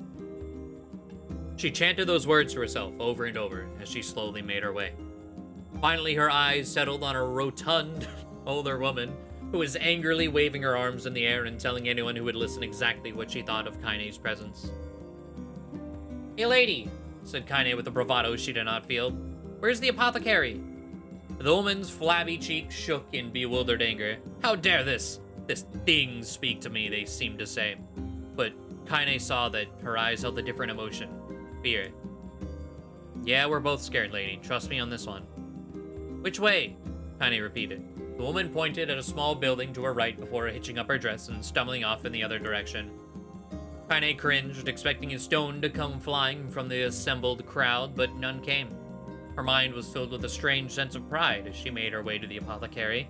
But the new emotion had little time to take root, for as soon as she opened the door, she noticed a familiar customer at the counter. It was Demo. He'd clearly been sent here on some kind of family errand because his gang of followers was nowhere to be found. Oh my god, he sputtered. What are you doing here, freak? The insult was delivered without force, and Kaine happily ignored it. Stretching on tiptoes to see over the counter, she asked the shopkeeper for the medication. Ha, barked Demo. That old bitch finally keel over? Go to hell, Demo. The boy's eyes grew so wide they seemed ready to fall out of his head. But before he could let fly a comeback, or worse, a punch, the apothecary told them to knock it off before he kicked them out of the store. Demo slunk out of the shop, cursing Kaine under his breath. Once he was gone, she allowed herself to breathe once more, taking a brief tour of the shop while the owner prepared her medication. Countless tiny bottles filled the cramped store, each with a label written in some indecipherable language. An ocean of aromas assaulted her nose, creating a scent that was exotic but not altogether unpleasant. Seeing such a variety of supplies gave Kaine a sense of peace. Surely, in a world so vast, there would be a place that she could call home. On the far wall behind the counter rested a portrait of a stunning young girl. The picture had once contained bright, vibrant colors, but time had worked its cruel magic, and they were beginning to fade. The beauty of the work, however, remained undiminished. You like that picture? Kaine turned to find the apothecary with a small vial of medicine in his hand. His eyes were gentle but sad, and they seemed to stare through her into nothing as he spoke. That's my daughter. I sketched it when she was just a little girl. She's been dead a long time now. Kaine didn't know how to respond. She just stared at the portrait and tried to come up with the right words. Pictures are wonderful things, continued the shopkeeper. They let the ones closest to you live on forever. He shook his head slightly, then looked down at Kaine and smiled. Handing her the medicine, he reached into his sizable green apron and produced a handful of old wax crayons. You should have these. There's no one left that I wish to draw. Kaine took an instinctive step back, causing the shopkeeper's face to darken. Yes, I've heard the rumors about you, he said. It's a small village, and word travels quickly. Between you and me, I'm not sure which of them to believe, but I also don't think they matter much. I know your grandmother, Callie, and I think the way she was driven out of this town is just deplorable. Grandma's name is Callie? Thought Kaine suddenly. She was still mulling the new fact over in her mind as she reached out and gently took the crayons from the apothecary's hands. Her grandmother's an old friend of mine, he said as Kaine scooted away yet again, and I owe her much. I wager she would like it if you drew her a picture of her. Yes, I think she would like that very much. Kaine murmured a quiet agreement, but inside her heart was bursting. Never before had a villager treated her with anything but complete contempt. It was a tiny, almost imperceptible step, but it was a step nonetheless. And with enough tiny steps, she might one day discover the rest of the world. When Kaine returned home, she found her grandmother asleep in her bed. Her feet were blackened and raw, even bleeding a bit in places, leading Kaine to think that she had been pacing around the room until exhaustion finally caught up with her. She placed the medicine by her grandmother's pillow and turned to leave, but found the old woman's hand clasped around her arm. Back already, are you? Asked her grandmother with a yawn. Come here, let me have a look at you. Grandma sat up and examined Kaine from head to toe. Finally satisfied that nothing terrible had befallen her grandchild, she leaned back and allowed herself to relax. Well, how was it? Those bastards give you any trouble? It was kind of fun, said Kaine with a small smile. No, seriously, it was. Fun, eh? Asked her grandmother in a voice which implied she believed anything but. Uh-huh, so anytime you need me to run an errand, just let me know. As she spoke, Kaine removed the crayons from her pocket. After a brief explanation of their source, she informed her grandmother that she was going to sketch her portrait. A portrait of me? Ridiculous. No one's supposed to stare at a wrinkled old crone. But Grandma will make you live forever. Horse shit, said her grandmother, throwing back the sheet from her bed. Living forever would just piss me off. Now put those crayons away and help me with dinner. But Kaine would not relent, and in the end, Grandma found herself leaning against the wall of their house as if posed for a master artist. Kaine took up the crayons, eyed her subject carefully, and set to work. Just as her grandmother was about to nod off, Kaine finished the piece. After staring at it for a bit, she released it from her grip and let it slowly drift to the floor. It's terrible. It doesn't look like you at all. I'm sorry, Grandma. I thought these crayons would, make drawing easy or something. The old woman's eyes narrowed as her granddaughter's disappointment. Let me be the judge of that, she said, ignoring the pain in her back and reaching for the paper. The sketch could have been a person's face. It also could have been a boulder, a lump of clay, or an incredibly misshapen loaf of bread, all rendered in a chaotic array of colors. The old woman stared at the picture for a long time, then slowly wheezed out a laugh. Oh, Kaine, she said between laughter, you truly are my blood. You're as clumsy as me, and I love it. But, hush, I won't hear any more bull about how ugly you think it is. It came from the heart, and I'll treasure it always. True to her words, the old woman gave the picture a place of honor above the kitchen table. In the days that followed, Kaine would often catch her staring at the portrait with a strange smile on her face, an action she interpreted as silent, mocking laughter. A week later, Kaine could stand it no more and asked her grandmother to take the artwork down. "Hush," said the old woman. "I'll take this down when they roll me into my shroud." She pondered this for a bit, and then turned to Kaine and dropped to one knee. "Listen to me, girl. Seeing this picture makes me happy in a way I've never felt before. And it makes me want to go on, so that someday you can feel the same happiness." It was a moment that burned itself in Kaine's memory. A perfect blend of pride and love and joy that came together to form a lifelong remembrance. She swore to never forget this moment, to never forget the old woman who had made her place in the world possible. Me when I get fan art, same. I hope we can see the picture. Maybe whenever we get to move again, we'll go to Kaine's trailer and see if it's like still there, potentially. If we hadn't noticed it before. Time moves on.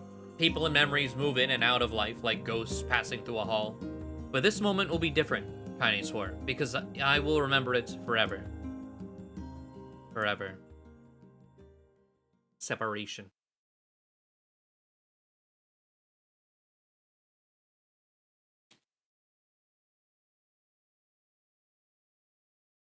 Kaine listened to the sound of crackling firewood and stared at the black object on her plate. She had been pushing it around the wooden disc for a good 10 minutes, ignoring the bemused stare of her grandmother. Finally, she summoned her courage and gave the object a brief sniff. A sharp, bitter scent flew up her nostrils and made its home there, causing her face to twist with disgust. "Grandma, I can't believe you want me to eat a bug." The old woman threw some more wood under the cooking pot and snorted. "It's no bug, you fool. It's a berry." "Why the hell would I be feeding you bugs?" "Yeah, well, it sure looks like a bug," said Kaine. "I think it's burnt or something, because it smells terrible." With that, Kaine held her news and threw the berry in her mouth, chewing as little as possible. "Oh yeah, that's terrible, all right." "Why, you little brat," laughed the old woman. "Look at the sass on you. You've been spending too much time with me, and that's a fact." 5 years had passed since the moment when Kaine's grandmother saved her from the bullies. As is often the way with two stubborn people, their relationship had grown in fits and starts, but moved forward all the same. Meals that used to be somber affairs were now filled with laughter and hurled abuse in equal measure. Kaine could not remember a time when she had been happier. As the years went by, Kaine started to shoulder more and more of their daily responsibilities. Her grandmother's legs grew weaker by the day, and she could no longer do many of the chores she used to take for granted. And so this morning found Kaine lacing up her work boots, with a breakfast of burned berry rolling through her belly. "Where are you going today?" asked Grandma suddenly. Kaine looked up surprised. The old woman rarely asked for specifics anymore. "Well, I was gonna check on the kelma trees and see if they were ripe. I thought we could make some jam or something. Oh, and I'm gonna pick up some flagstones, so I need to take the wheelbarrow." "Flagstones? What the hell for?" Kaine stared at her grandmother, then held out an arm and swept it around their home. Constructed mostly of cloth, rope, and rubble, the old place sagged like a boxer in the final round. "Grandma, a dying cat could chew through this house. I'm gonna build a stone wall so we have some protection." The old woman laughed, exposing her toothless grin to the world. "Goddamn, girl, if a bunch of thieves went to ransack this old place, let them come. We got nothing worth stealing anyway." "I'm not worried about thieves, I'm worried about shades. People saw one west of the village yesterday." The old woman tilted her head and stared at her grandmother. Her granddaughter. "Well, shoot. I don't know why you have to do it today. We can worry about it some other..." "Grandma, no. If I don't go to the kelma trees, we won't eat tonight. You know that." A confused expression passed the old woman's face, and for a moment, she was a small child lost at a carnival. Yes, she said after a bit. "Yes, of course, you're right. I'm sorry, Kaine. Lately, it seems my mind is..." She didn't finish the thought, instead walking over to her nightstand and gently taking the wreath of lunar tears from the drawer. The flower's petals had aged to a brilliant whiteness, and Kaine thought it was more beautiful now than the day she first received it. "You're gonna be a true woman soon," Grandma said as she placed the flowers in the girl's hair. "So that means less chatter about shades and building defensive walls and more talk about how beautiful you become." Annoyed, Kaine reached up to remove the garland, but the look on her grandmother's face stopped her hand. "You're a beautiful thing," said the old woman, "and there ain't another like you in all the world. I'm very proud of you." "Okay, Grandma, that's enough goddamn compliments for one day." "Such a mouth on you. Where did that come from?" "Gee, I wonder." I'll teach you to sass me, girl, yelled Grandma. Suddenly, she lurched forward and grabbed Kaine by the ears, pulling her around the room with a crazed grin on her face. Grandma, yelled Kaine in a quaking voice. Grandma, stop, what the hell? The old woman stared at her and blinked, then slowly held her wrinkled hands out, as if it was the first time she had ever seen them. Oh, I don't know what happened there. I'm sorry, girl. Sometimes my mind just... Kaine thought the look on her grandmother's face was the most heartbreaking thing she had ever seen. Listen, she began. Maybe I should stay home after all. No, I won't have you stay here to keep an eye on an old codger like me. You go get your fruit and your wall and whatnot, I'll be fine. When you come back, I'll have a nice grasshopper dinner waiting for you. Kaine rolled her eyes, then kissed her grandmother on the forehead, and made ready to depart, trying desperately to ignore the worry that was gnawing at the walls of her heart. Kaine could feel the old woman's eyes watching her as she moved down the path. Don't turn around, she told herself, but in the end, the temptation was too great. She spun on her heel for one final look and saw a small, bent woman standing in front of a ramshackle hut with a sad expression on her face. God, she looks so old now. It's like the wind could reach down and carry her away. Kaine worried about her grandmother all day, causing her work to suffer. What little fruit she could collect was tossed carelessly into the wheelbarrow, and she only found a couple of stones before losing interest in the project.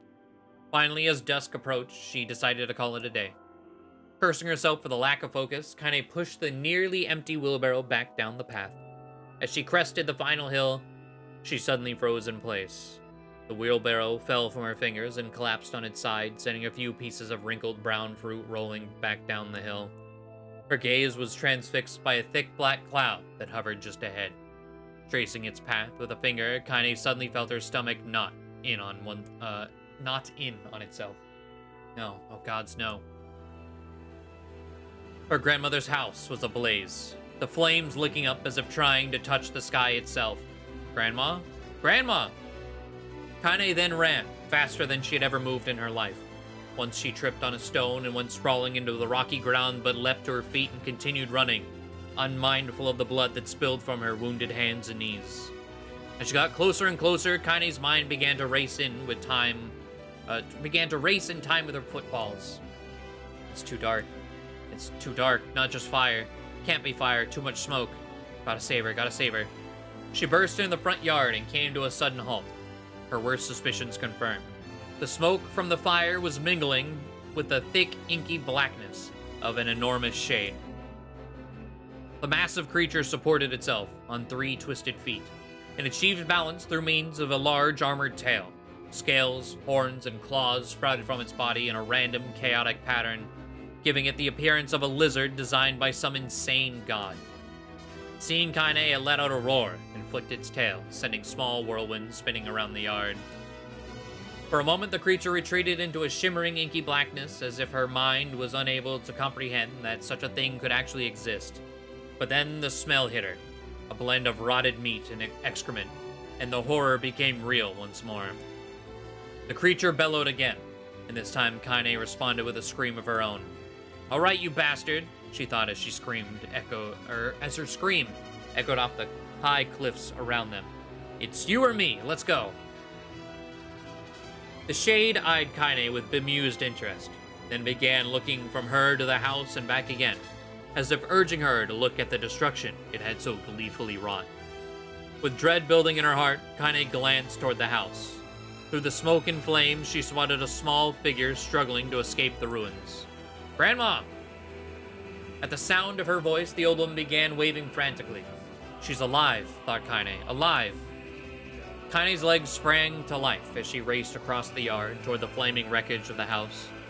Before she could advance more than a few steps, the shade opened its mouth and let out a roar powerful enough to uproot trees and send them flying. The blast sent Kaine tumbling through the air before smashing her against the rocky earth. Stars danced in front of her eyes as she tried to remember how her legs worked. Get up. Get up. Get up, get up, get up now! As Kaine struggled to her feet, the shade stomped toward the house and pinned her grandmother to the ground with the tip of a claw. The old woman struggled to move the claw from her stomach, but she might well have been pushing a mountain. She coughed briefly, sending a small spray of blood into the air, then collapsed to the ground, her energy spent. Kaine lurched to her feet, only to fall back to the earth with a gasp. Her ankles were on fire. One or both of them were surely broken. Ignoring the pain that screamed through her body, she began dragging herself across the ground, leaving a drunken trail of dust and blood in her wake. Grandma, hold on. Just a little longer. Her grandmother's face was turning blue, her eyes rolling back until only the whites were exposed. Kaine pulled herself across the ground with maddened slowness, the distance seeming to increase with every second that passed. The shade glanced between the two women and flicked out its tongue, its giant mouth turned up at the corners. Short, panting breaths belched from somewhere deep inside its core. Bastard, laughing at us. She had no idea how such a mindless creature could experience emotion, but there could be no doubt the shade was taking joy in their suffering. Yeah, I see your plan. The shade moved its claws slightly, allowing Grandma to breathe again. It was clearly keeping her alive only to snuff out her life when Kaine was close enough to touch her. I'm gonna kill this bastard. Summoning all her strength, Kaine rose to her feet. There was a sickening snap from her right ankle as the foot twisted backwards, but she forced it from her mind and began to hobble toward the monster. Pulling a small knife from the pouch at her waist, she leapt on the foot that pinned her grandmother and plunged the weapon deep. Give her back, she screamed. Give her back to me. It was like stabbing a rock. After a few swipes, the knife broke at the hilt with a dull snap. The shade panted laughter again, then raised its tail and sent it rushing through the air toward the young girl that was latched to its foot. Kaine never had a chance.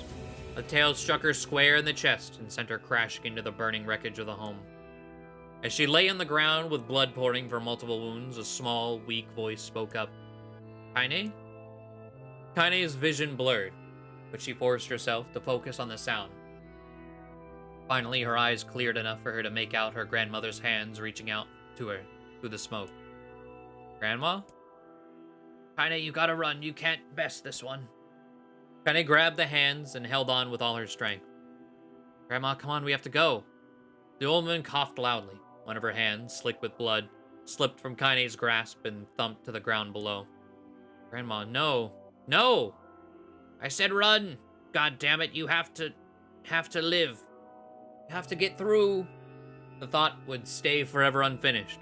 Before she could say another word, the shade's clawed foot descended, smashing through the remains of the roof and down upon the shattered figure of the old woman. Blood oozed from the gaps in the creature's toes as the terrible, putrid smell assaulted Kaine's nose once again. She stared at the foot, dumbfounded, convinced that what she was seeing could not possibly be real. When the creature finally lifted its appendage, all that remained underneath was a twisted, unrecognizable mass of rubble and red. Her grandmother was gone. Kaine blinked, trying to feel the hands, which had been in hers just a moment before. For a fleeting instant, she could remember the warmth of that embrace, the trembling of the fingers, but then the sensation drifted away in the breeze and was gone. Memories flashed through Kaine's mind, one after the other, faster and faster, until they became a meaningless jangle of noise. Kaine screamed then, a thunderous sound that echoed off the cliffs and seemed to roll away forever. The shade eased forward, black ichor pouring from its mouth and dissolving into smoke on the ground below. The earth shook with every step as it crept toward its prey. Kaine's body slowly rose as if controlled by a mad puppet master. Her arms and legs were bent at impossible angles. Her head lolled dangerously to the side, yet somehow she managed to stand. Staring at the shade, her eyes began to glow with a deep red fire. The creature, so confident just moments before, took a slow, hesitant step backward, trying to discern if this broken human could possibly pose a threat. Kaine seized the moment, laughing like a madwoman. She leapt into the air and plunged the shattered hilt of her knife deep into the leg of the shade. The shade shook Kaine off like a fly, sending her crashing to the earth once again. Her chest rose and fell slowly as if a great weight were resting on it. Moist sounds of pain echoed through her mind. Something warm and thick oozed from her ears. Is that blood? Think it is. Think I'm bleeding to death. No, can't die. Grandma told me to live. Deep inside Kaine's mind, something finally broke. The sound, the pain, the smoke and flames, all of it faded away until all that remained was a single incantation repeated over and over. Kill it. Kill it. Kill it. Kill it now. As the spark that was Kaine slowly began to flicker and die, she felt her desire to kill and her desire to live blend into one. The distance between heartbeats grew longer and longer and longer.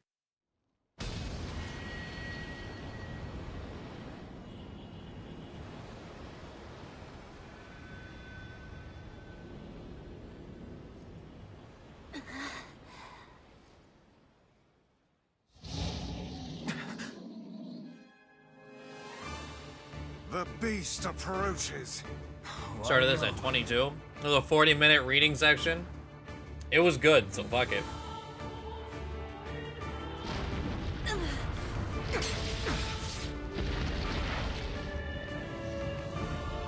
Only NieR can get me to read this much, right? It did the same thing with the A2 story in Automata.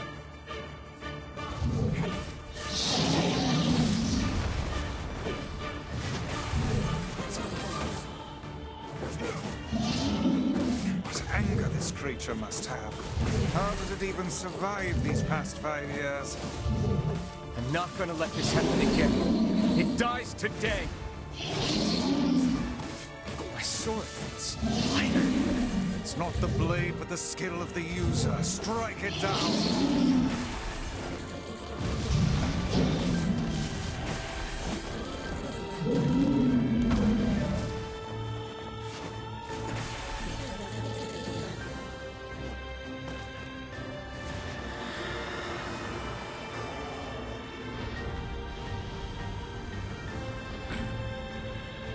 I do know there's like short stories and stuff that are canon as well.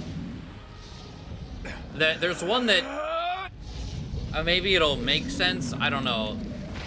The only one I know about is there's one for Automata, and then there's one involving this game that the only thing I ever hear about it is that it says Kaine has a dick, and that's the only thing that people talk about. So Yoko Taro's mind is weird, dude.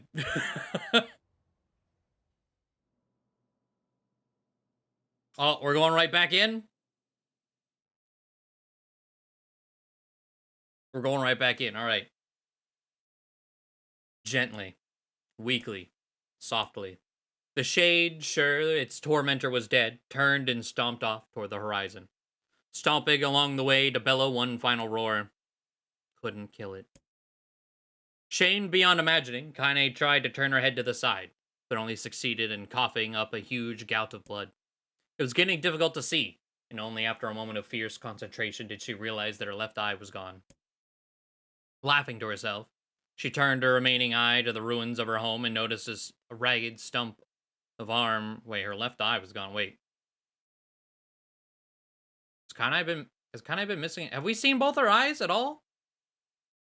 I was like, now I'm questioning what she looks like.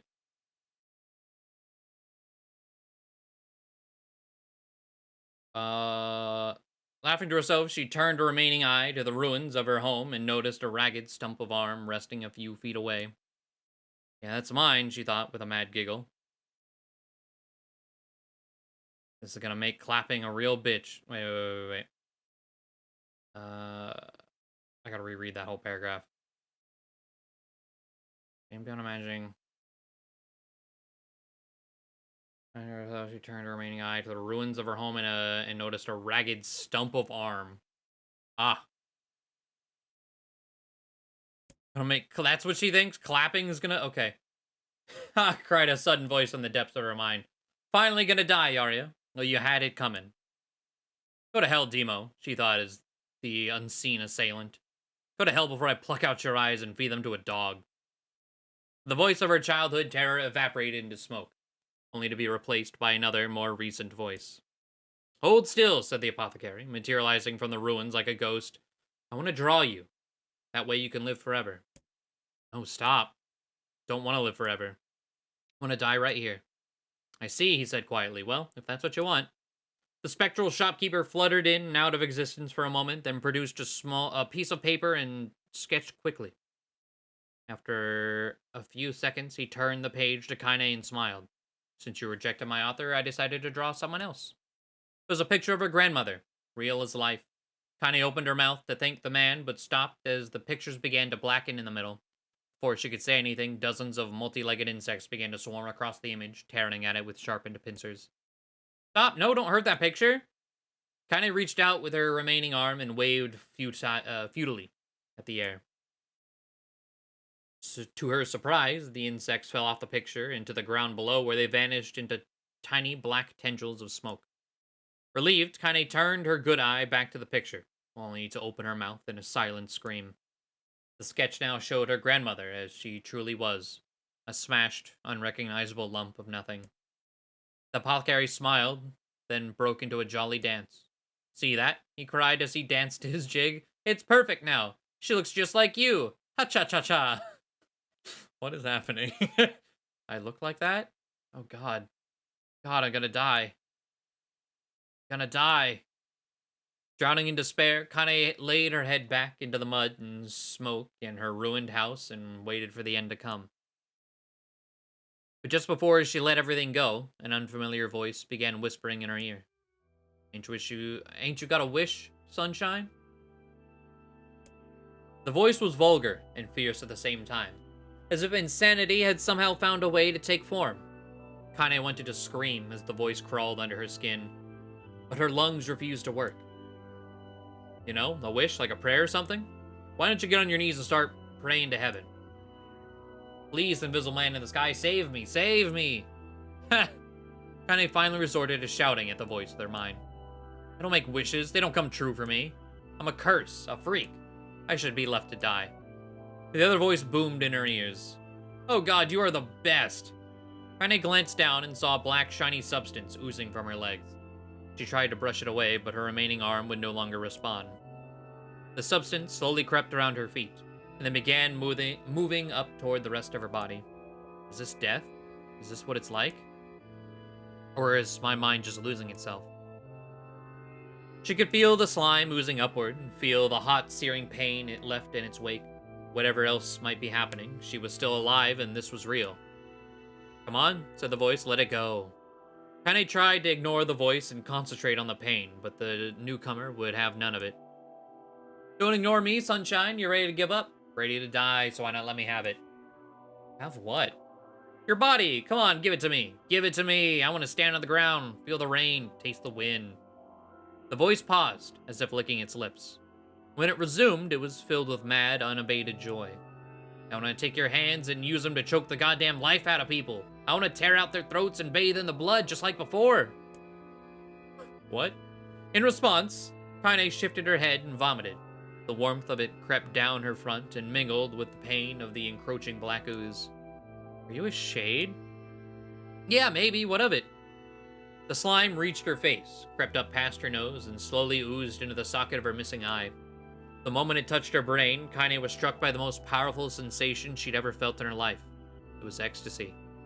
She wanted to scream with delight, but all she could manage was a small, whispered moan.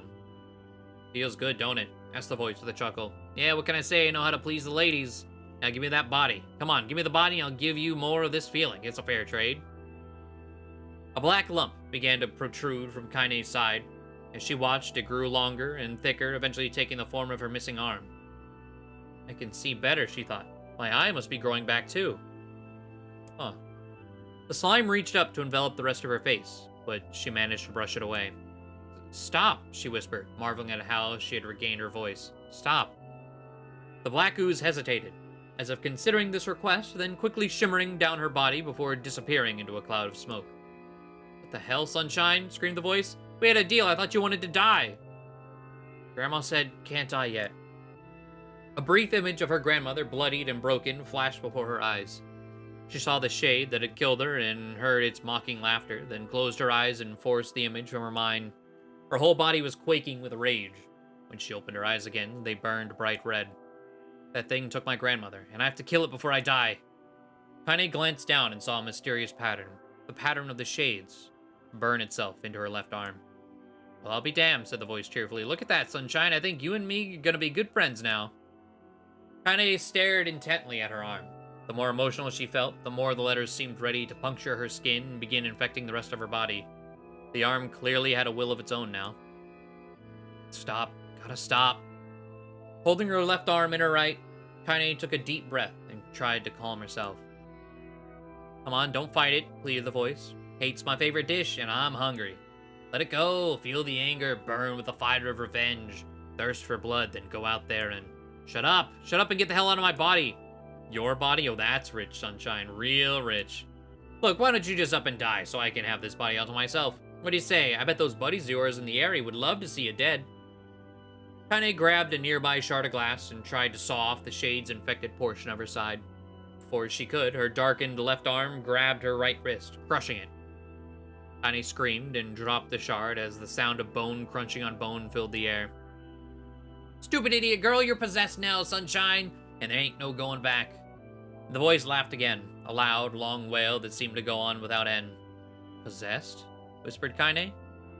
Yeah, possessed. You and me, we got what you might call a timeshare arrangement. Remember how folks used to think you were a freak? Well, wait till they get a load of you now. Kaine looked up, tears in her eyes. The sky seemed smaller somehow, darker. Is this because of that shade? Is this how they see the world? So, listen, purred the voice. I know this whole possession thing seems a bit sudden, but it ain't all bad. There's plenty in it for you, too.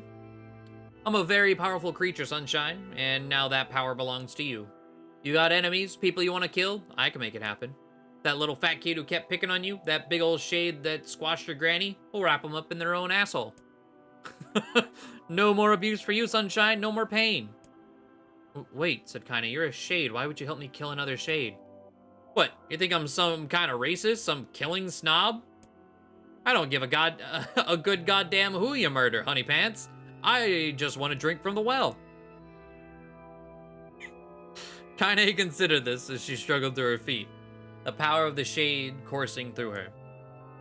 The smoke from her house was drifting away from the wind, and she enjoyed the way the cool evening breeze felt on her new left arm. She's not really half shade. I mean, yeah, but that also doesn't explain why everyone hates her to begin with. Because I thought, okay, well, maybe she was born half shade to begin with. Okay, she's feared. But this is after the fact. After a long pause, the voice spoke up again. So, how about it, you and me? We could have some good times together. Look, I'll even take care of the bloody part if you don't want. Fuck off, asshole, muttered Kaine. I'll handle the killing. Look at you go. Oh, Sunshine, we're gonna have so much fun. So listen, my name's Tyrion, and if you ever need me, I'll just be hanging out in this piece of meat you call a heart. Now get to it. The more you kill, the more your heart turns rotten and sour, and I like rotten and sour. Kaine found herself nodding at the voice. Yeah, she said, yeah, I think this can work. I'm gonna find that shade, and I'm gonna strangle it with his own guts. And when I'm done, I'm gonna do the same to you, Tyrion. Count on it. Ha! Laughed Tyrion. I've shit bigger than you, so good luck with that. Oh, and hey, one more thing. Right now, you and me are sharing this body, and if you ever run out of hate, if you ever, go soft, then I'm gonna take over everything. So keep on killing, Sunshine, and watch your back. The voice grew fainter and gradually faded away. Huh. Fading to somewhere deep inside Kaine herself. Kaine waited until she was sure the voice was gone, then waved her new left arm around a few times. Feels perfectly normal, she thought. It feels like mine. Desperately, she began poking and prodding at the new limb, determined to find something wrong with it. She didn't want it to feel normal. That would mean the creature inside her head had already won. I'm not a shade. I'm Kaine. Repeating this mantra in her mind, she slowly began digging through the rubble of her house, being careful to ignore a certain red-stained spot in the corner. Finally, after seeing what seemed like an eternity of heartbreaking work, she found what she was looking for. It was the wreath of lunar tears. Though it had been through hell and back, the garland's petals were as bright as ever. Kaine started to place it in her hair, then slowly lowered the wreath and stared at it. I'm sorry, Grandma. I'm so sorry, but I don't deserve to wear this anymore. I'm possessed, corrupt, a freak. And this time, I don't think there's any going back. Holding the flowers to her heart, Kaine fell to the ground and sobbed. As night gradually lightened to dawn and the people of the area rose to their daily lives, she remained in that position, as if tears could somehow wash away the horror that now infected her world. Alive! Stay alive! Stay alive! Grandma. Kaine, you gotta live! You gotta come back to us!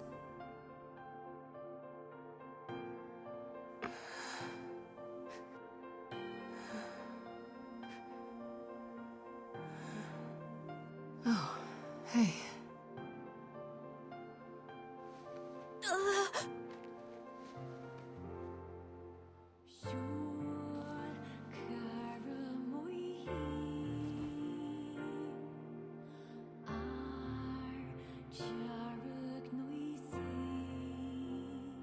Emil, you were the one calling me, weren't you? You still recognize me? Of course. I knew you right away. Thank you, Kaine. Welcome back, Kaine. Wow, you grew up. So, how long has it been? 5 years.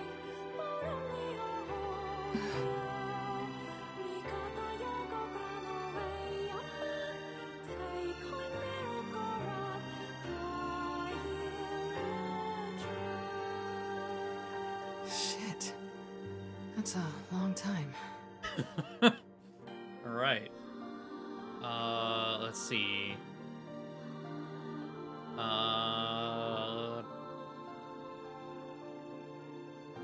Guess we not get to play as Kaine? Probably not.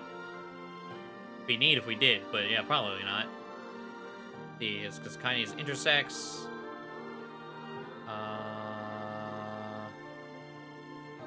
They claim she was transgender, but it's not all. It's transgender. I do know they're not the same thing. All right, but it was only said in like one of the side stories, right? Any luck with Yona? We are still no closer to finding her. We need a way to locate the Shadow Lord. By the way, this is for you. Is that a lunar tear? It's not as good as your grandmother's, but I tried. No, it's great. Thank you. Oh, speaking, I did actually go back to see, because at a certain point, like, I noticed the lunar tear was there, but it's like, was that the whole game? No, it wasn't. Like, it's not there right now. Kaine waking from her long petrified sleep. Emil's unflagging kindness. Our reunion was a happy one, and we let it wash over us like rain.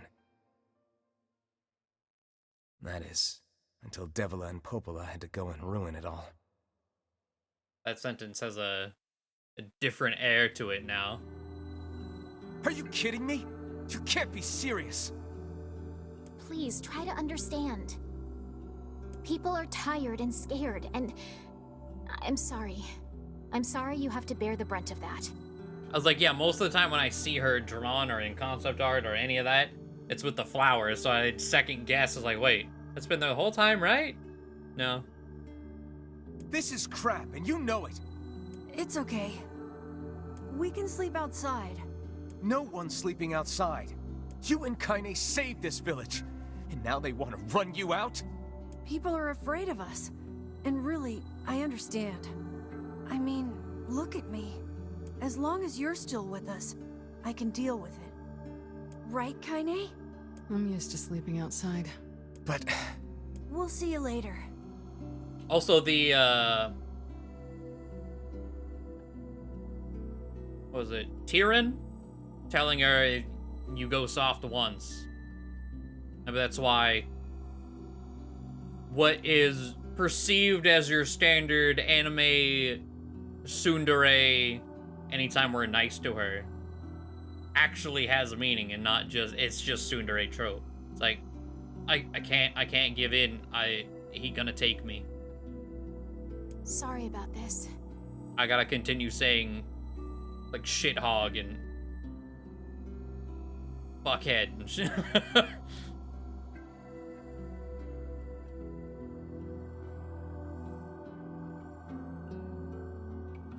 I'm not allowed to be nice. What is the matter? Kaine always sleeps outside. Got an I never image thought to about that until maintain. just Yeah, yeah. Never even occurred to me. Damn it. We should turn in.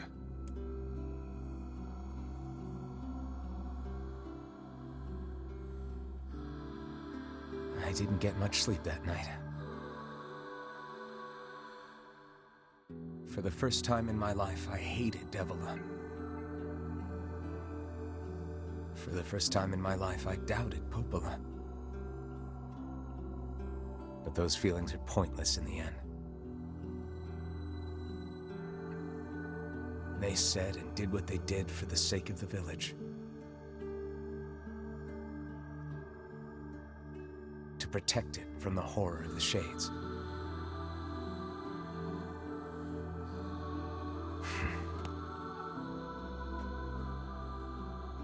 Really, how can I blame Devila and Popola?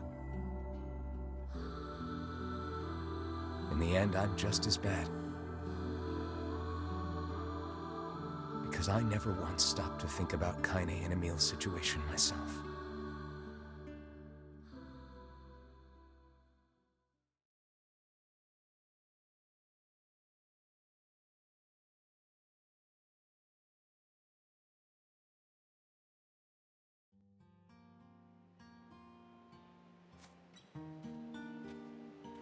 Do we get to see the campfire? Oh. I should apologize to Kaine and Emil. I'm trying to see this Ghost Stories campfire party Emil's talking about. But yeah, some marshmallows. what good would that even do? I got a fire going, Kaine. Wait, is that... Campfires are weird, aren't they? I'm so happy to get to talk to you Oh, we again, do. Kaine. Yeah, me too. I tried everything I could think of to save you, you know. I polished you with a special cloth. I poured warm water over you. Wait, you poured water on me?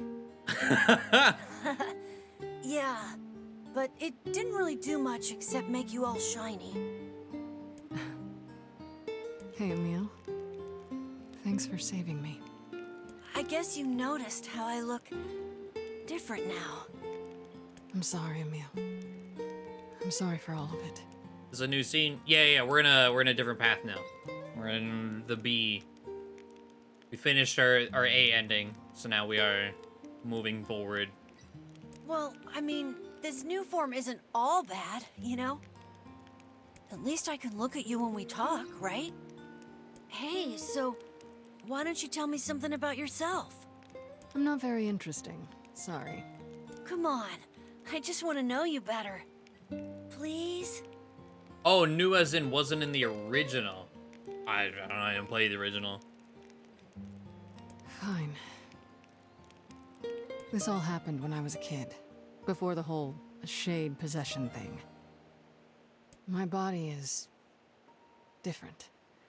And when the villagers found out about it, they started treating me like a freak. But one person, my grandmother, accepted me just as I was. No matter how bad things got, she gave me the strength to keep going. She's really special to you, huh? Oh my god, Emil, I didn't notice how he is sitting there. I don't know if he's been sitting like that the whole time. Those little skeleton legs all propped up. Just... Yeah. Oh, hey! That gives me an idea. Since we cured your petrification, we should start looking for a way to cure your possession in my body. I know we can do it if we all work together. Heck, it'll probably be super easy. I don't know if she'll ever go into more detail about the different part, but now with the intersex thing from the novel, and then there's the line from what was her bully called? I don't remember. He said, "What, you gonna start acting like a girl now?" It's fitting together. Let me guess. More warm water? Okay, can we just forget I told you about that?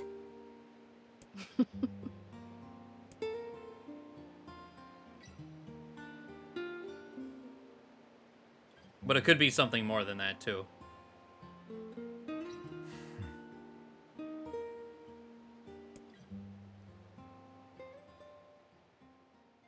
Because fear, like, it's the fear aspect of it, doesn't really... Like, bullying and hate, yeah, people are shitty for things like that. Sleep but well?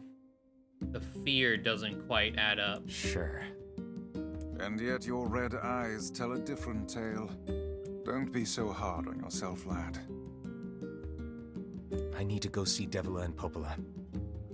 Very well. I was like, unless it's some, like, superstition, religious belief or something, yeah. That's the only way I could see fear going into the equation in that regard. What might that be? It's Mom's diary. I have not heard you speak much about your mother. Yeah. She got the Black Scrawl and died when I was little. I mean, yeah. The time it was written too, but that's what I'm trying to think of. Like, yes, the bullying and hate, outcast, I get that. The fear part is... My apologies for bringing it up. It's all right. I can barely remember her face anymore. There's numerous societies that saw deformation or, deformities as a curse or proof of sin. Okay. This is the only thing I have left of her. Reading it helps remind me of when we were still a family. I see. But the final entries get a little strange. In what way? Well, here. Take a look.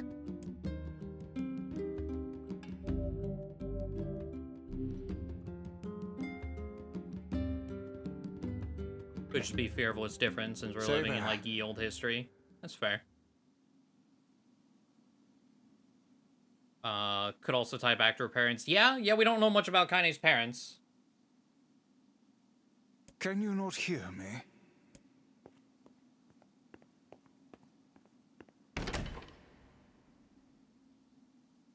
Why are you standing about like a slack-jawed ninny? Sorry. Felt like I was dreaming or something. It's Jameson Price. Hey, fuck NieR. The other guy. Now. There's the door. Give me Jameson Price for the rest of the game. I swear to fucking God. This have been hiding? Why? Get rid of them. I reject the other two NieRs. Give me this one. Is this protagonist of Gestalt NieR? Because I know it's a very different look. This was the OG.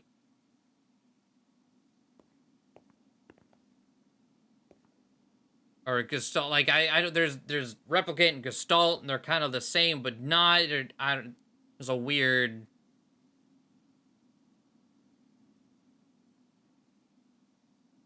Father NieR the West God. Okay, yeah, man. I want this. That's, you know what? When I boot up the game, I was also. No one said anything, so if you knew, I appreciate it. But when you boot up the game on PS5, you get a splash screen of this guy standing in the Northern Plains. And I was like, that's weird. Maybe it was just like rolled over from Gestalt. They're like, yeah, it's pretty, throw it there. That's what I was thinking. I was like, oh, that's strange. No, here he is.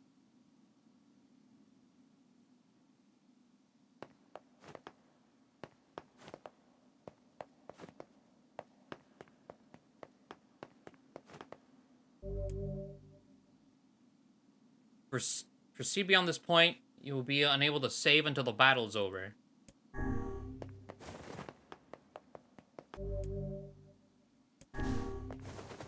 Okay.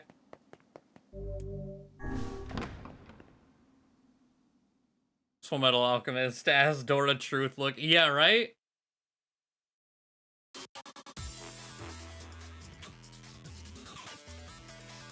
This is the world of the recycled vessel, created to avoid the destruction of all. What?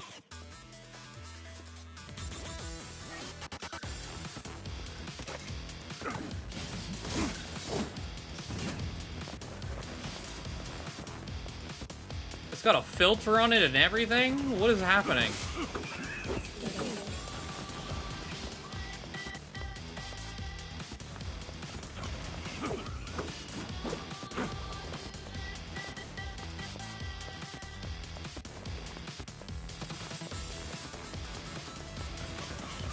Be interested to see what intersex people think of Kaine. Yeah, to see if it's like a welcome depiction, or if it's, you know, it doesn't do more harm than good. No, Kaine as a character, badass. I fucking love Kaine. But I mean, clearly, like I can't relate in that aspect. So to me, it'd be like, why would you not love Kaine? But would be an interesting thing to hear.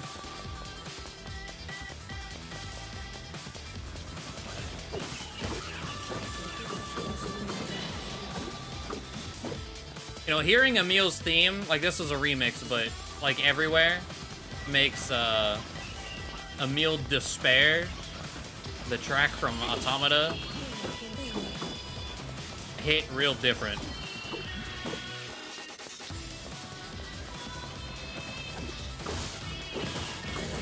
Because I think it's the only place in Automata that you hear that theme.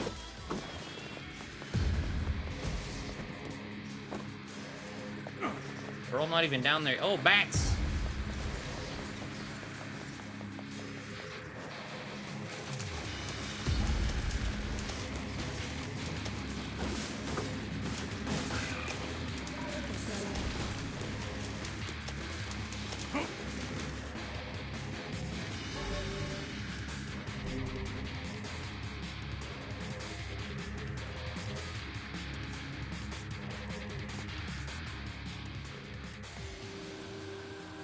Black Scrawl, a lost destiny, a white book, a false truth.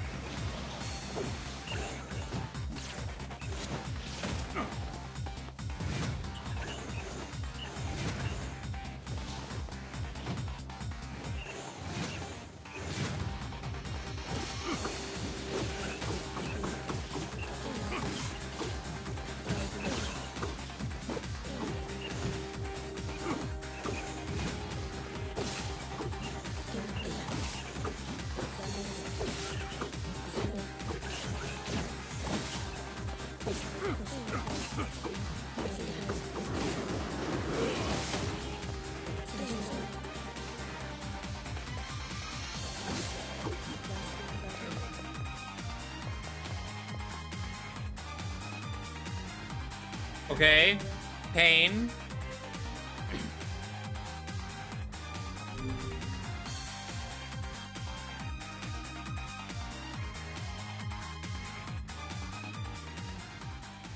Soldiers of Salt calling forth white death. They are legion. Those who plunge the world into darkness. A library now? Okay.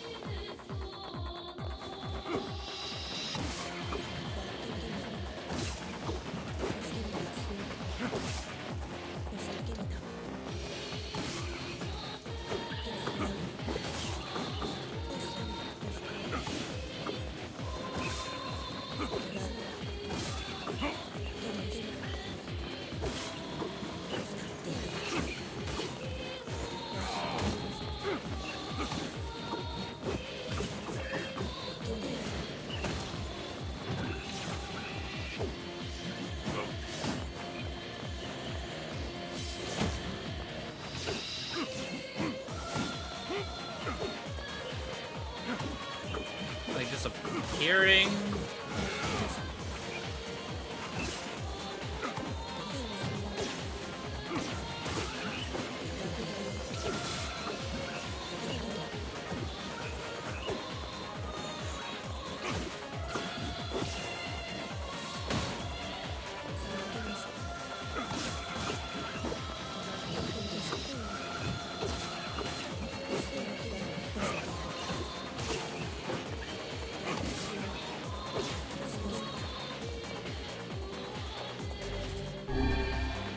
Okay, I was supposed to say, I can't tell if I'm doing something wrong or if it just keeps going. Fool's Embrace.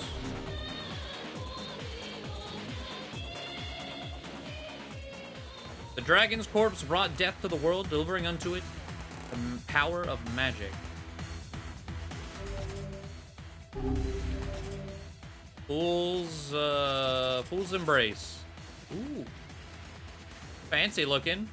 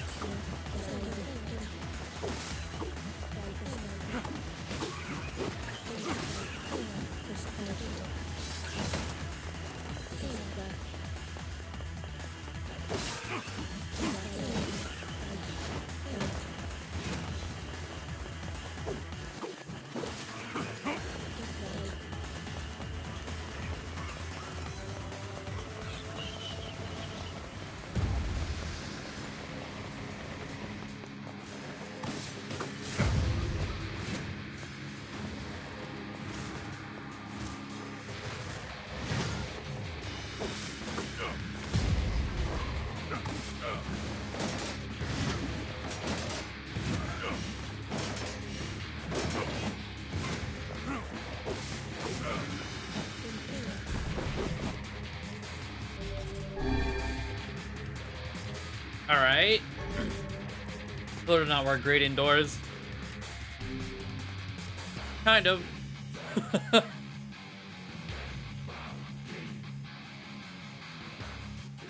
The black sickness stains the future. They journey to return to the soulless vessels.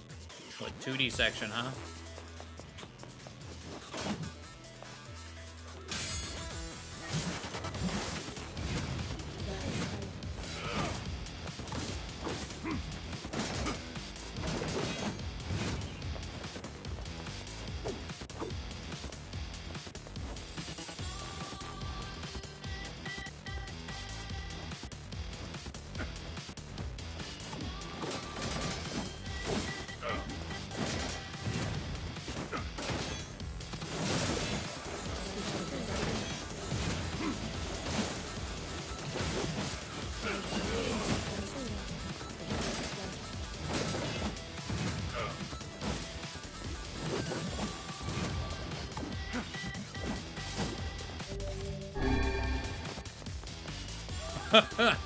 Alright, that went pretty well.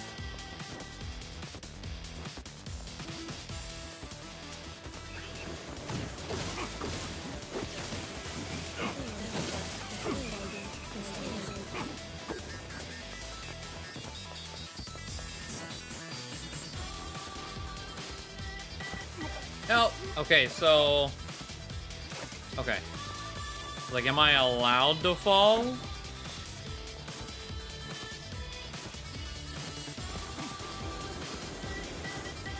God damn it.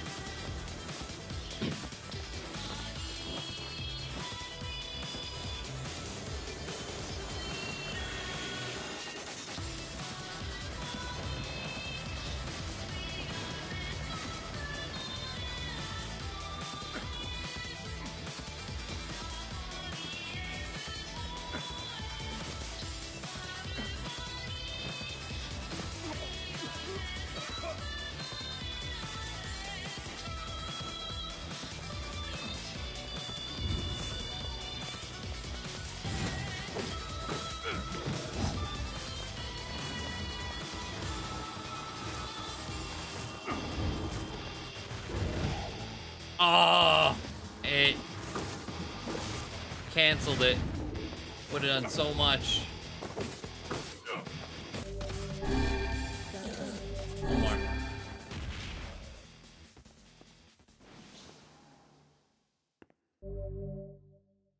A kabuki outfit. Oh. 1,000 experience points. Okay, cool. It visually reminds me of parts of Automata. A second door.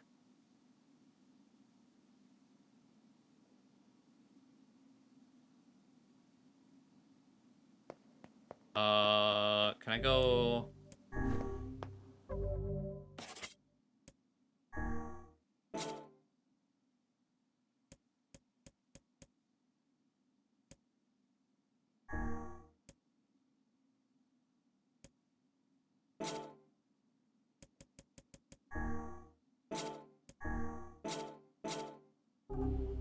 Maybe not in here.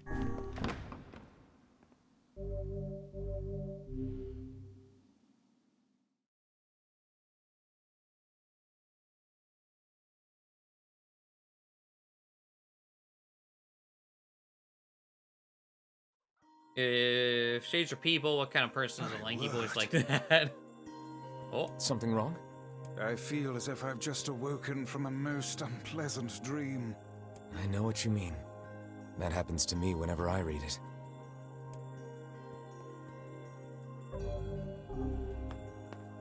Okay, so if we ever want to do the extra doors there, we go there. Oh, they're actually at a new stage. Okay.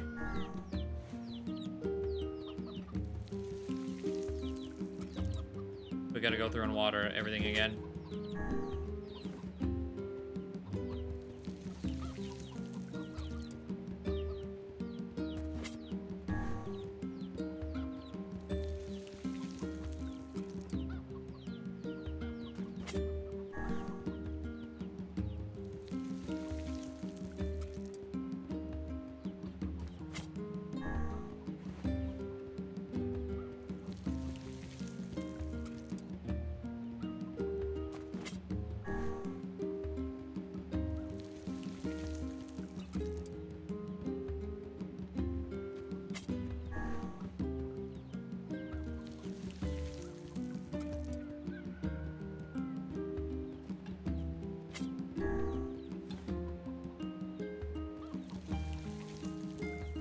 Are you doing the dead side?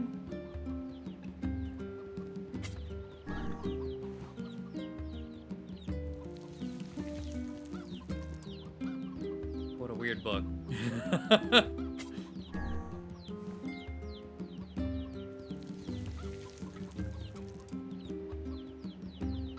I still feel cheated. Unless I can, like, put that costume on and get Jamison Price to voice the rest of the game. I feel cheated. I was looking for the costume option. I'll look again now that I'm out here after I finish watering these.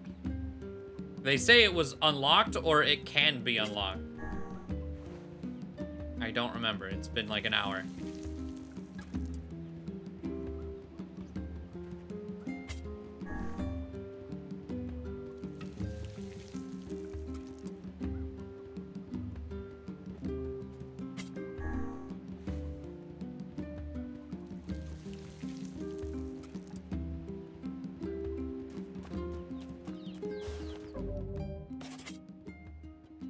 Language, game, screen, other.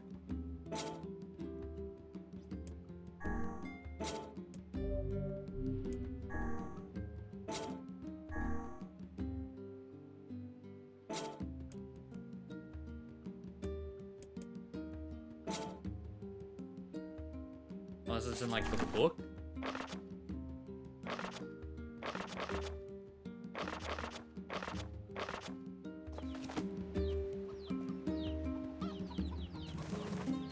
I don't know.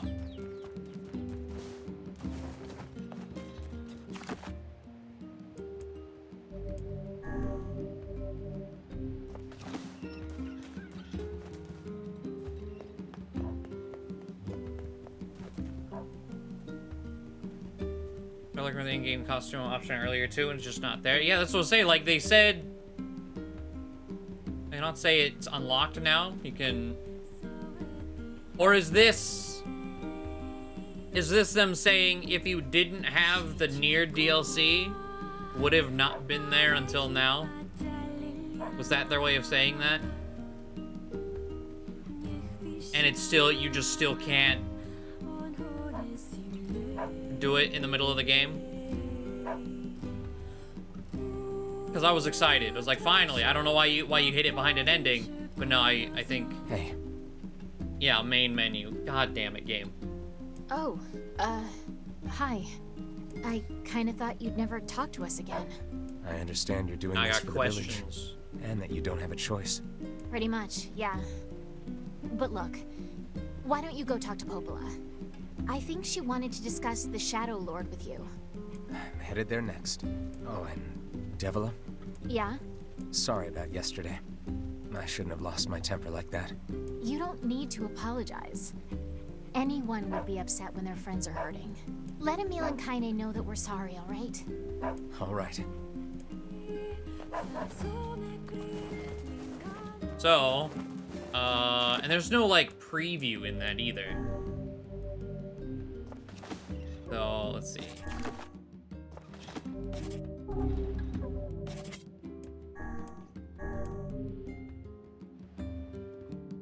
So we just unlocked a Kabuki costume.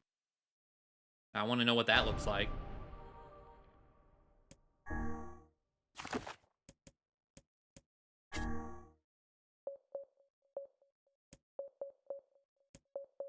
Everyone gets one? Man. Trying to see all of them.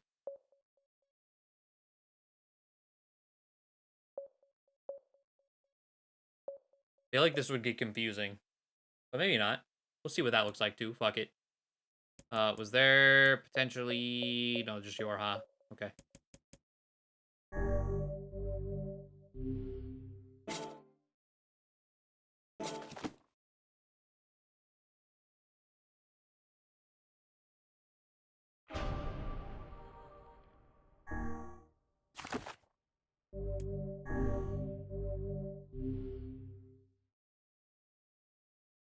Oh my god, a meal on the loading screen?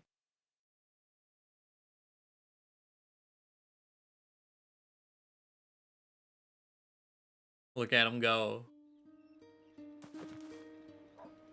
Oh, whoa, this is weird. Oh god, the non-white hair, I think is what makes it the weirdest. What the hell?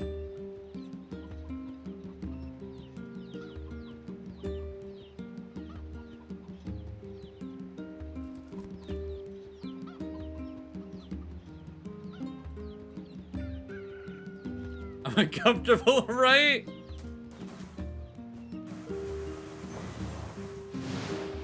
My bullets don't look any different.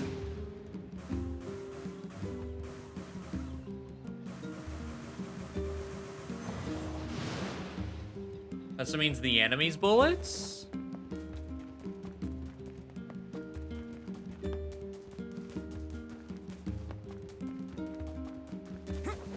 I don't think I'm allowed to leave until I talk to Popola, though.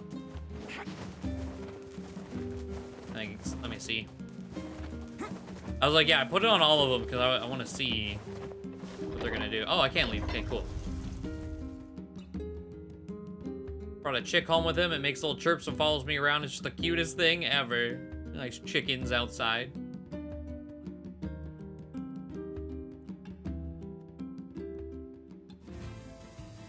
Jesus. Okay. He just looks like a fish.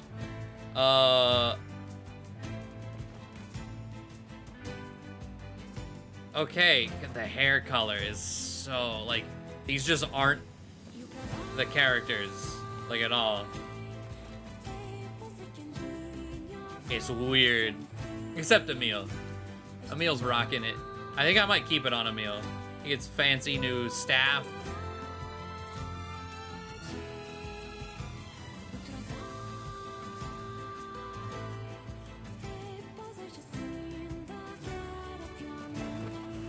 Alright, let's go look for something that shoots me.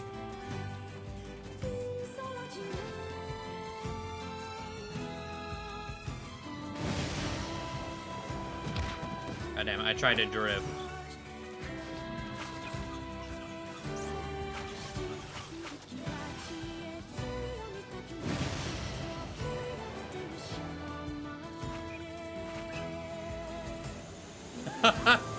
Yeah, okay.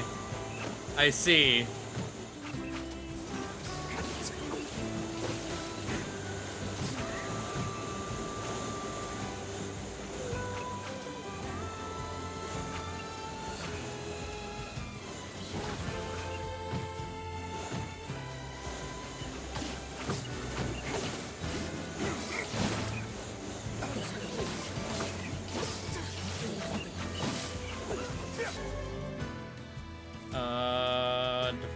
Okay.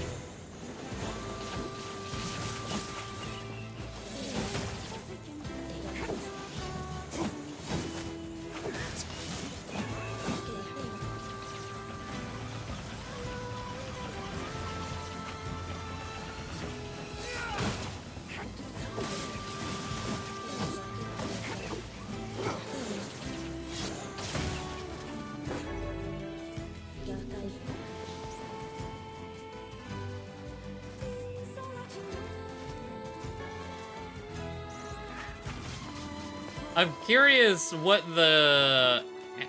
how you can differentiate like those versus the unblock, or not the unblockable, the ones that are immune to magic. Like, what's the other Emil bullet look like? Or if it's just, fuck it, you chose this, suffer.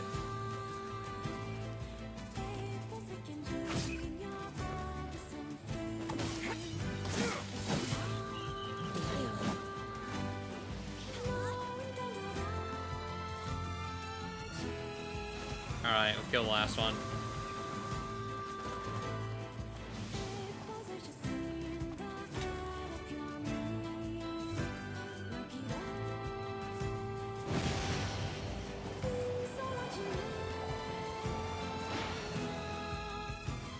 So you can't have Emil fist weapons, because there's no fist weapons, but you can at least make all the bullets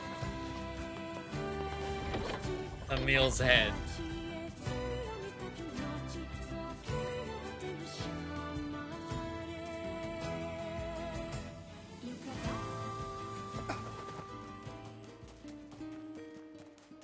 Let me go save, especially since we just got words.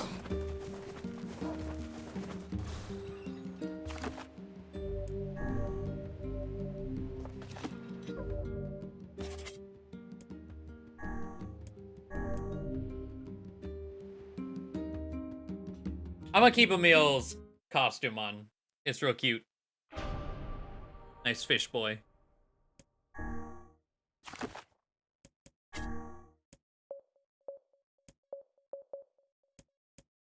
Well, maybe we'll keep these on for a bit.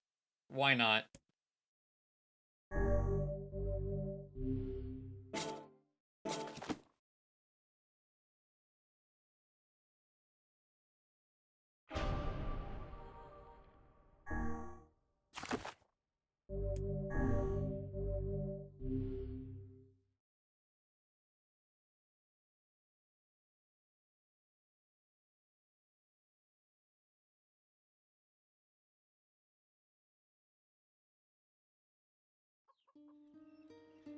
Much better.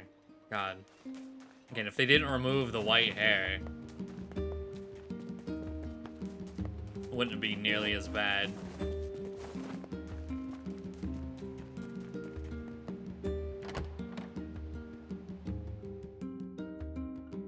Bruce Burns made a new friend, and guess what? He's a king! I wish I had some friends.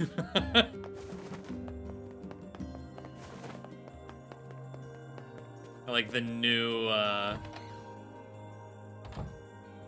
What is the purpose of this place? Interesting.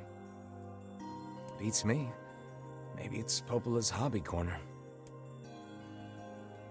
I guess because where we picked back up is pretty much right at the time skip before we fought all those.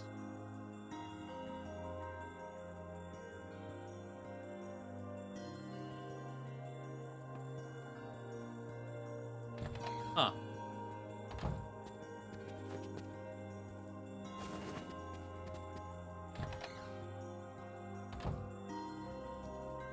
Popola? Oh, hello. Look, I want to apologize for Stop. You didn't do anything wrong. Yeah, but neither did you. You're just trying to protect the villagers. And I jumped down your throat for it. It's very kind of you to say so. Regardless, please don't let it trouble you. Ahem. I believe there was something you wished to discuss with us. Oh, right. Yes, about that. You know about the lost shrine, right? The temple where I was first discovered. That's it. Well, it seems that the Shadow Lord's lair is connected to it somehow. Oh ho. It was right under our pages the whole time. But the bridge that leads there is unusable. So take a boat. A boat? Yes. The canal's finally been repaired. It took a lot longer than expected. What with the shades and all. I also asked them to provide a boat at the path to the Lost Shrine's back entrance. The ferryman will let you use it free of charge.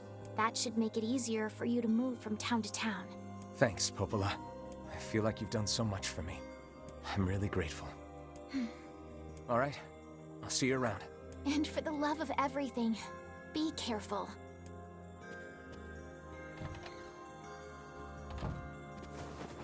I was like, yeah, Red Bagman should be alive. And like, I did miss him. And like, yeah, exactly, it's not the same. We did get another guy, but you know, it's not a Red Bagman. The path above the entrance to the shopping district should lead to the boat landing. How excellent to know the canal is finished. Hopefully this puts our days of running all over behind us. The faster we can move, the faster we can save Yona. Let's use it as often as we need.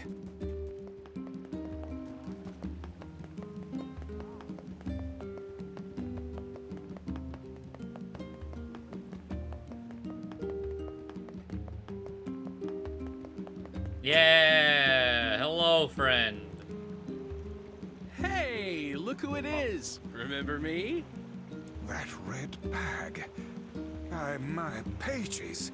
You're the slovenly half of that couple who refused to stop arguing. Hey, it's been a while. Sure has. I've been in charge of this canal since we last talked. Apparently I did a pretty good job with it because they decided to make me the permanent ferryman. Oh yeah, huh? Congrats. Thanks. Still, it's not all puppies and unicorns. The old ball and chain is always harping on me now about how much I work. Anyway, if you got a place to be, just let me know and I'll take you there.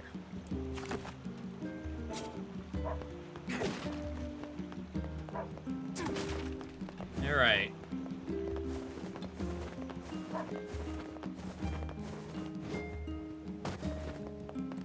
The village fountain is starting to break. I would speculate that the source of the problem lies in the fountain's pump. That's my guess, too. I heard Wait. Sure, why not? What quest do I have taken right now? If I had to re-accept that one. Oh. Interesting.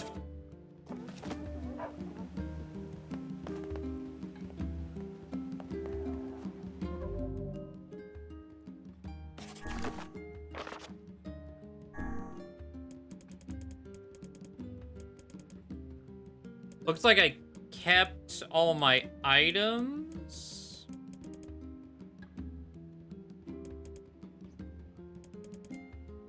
Just, it threw out all of my quests.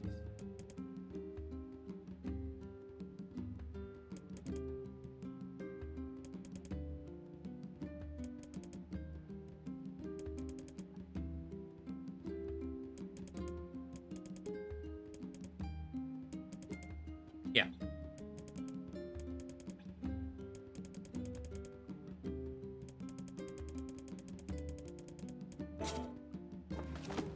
Huh.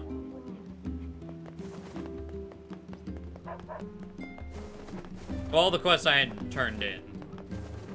The ones that we've done probably are still. You ever seen a treasure map before? But even ones we didn't, like, we were almost done with this, but now I gotta start from the beginning. Oh, but I had to get materials for this. So I ate the materials. It just ate them and threw the quest out. A treasure? Yeah, a I'm collecting. So that's why I'm looking. Sure. God damn it. One could have. Unless I have... did it refund? I doubt it. Do I have eggplants on my inventory? Oh. It did refund the item. That's surprising.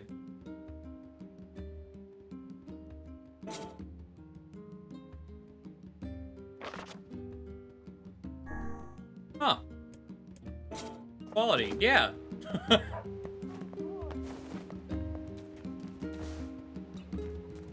I don't remember what else we had. I mean, there's the pink moonflower lady in Facade.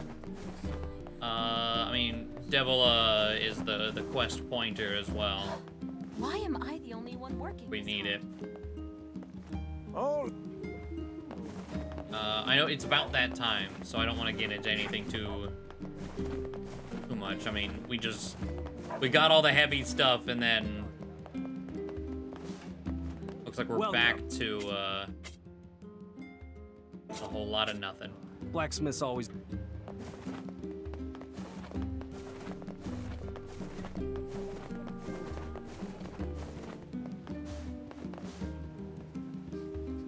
So I wonder if this is like Automata's B, where we just need to push down the story, fight the Shadow Lord a second time, and move on to C for the new.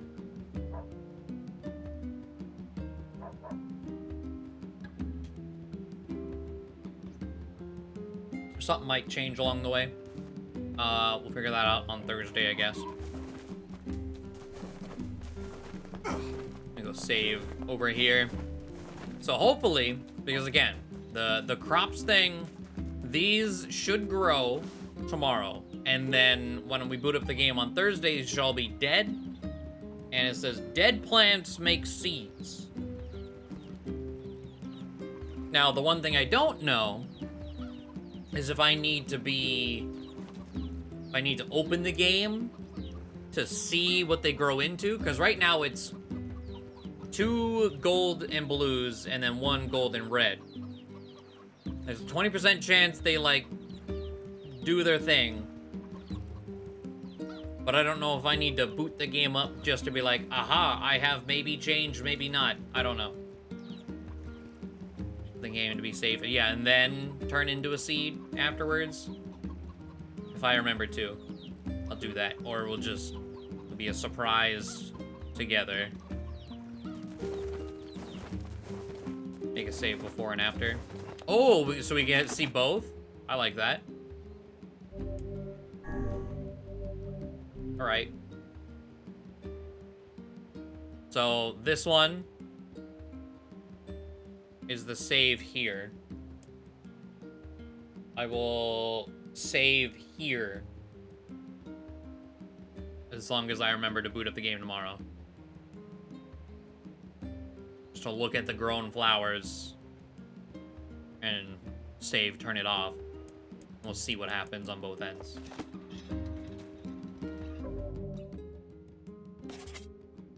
All right. Well, cool. I'm excited to learn more about Kaine. I mean, we just learned a lot with all that reading. But I liked it. It was very good. But yeah. Have a good night, everyone. I do very much appreciate you joining me tonight. That ending definitely got me. Like, I was already enjoying it enough to be, you know, to want to get all the endings. But we talked about it kind of yesterday. It felt slightly off, you know.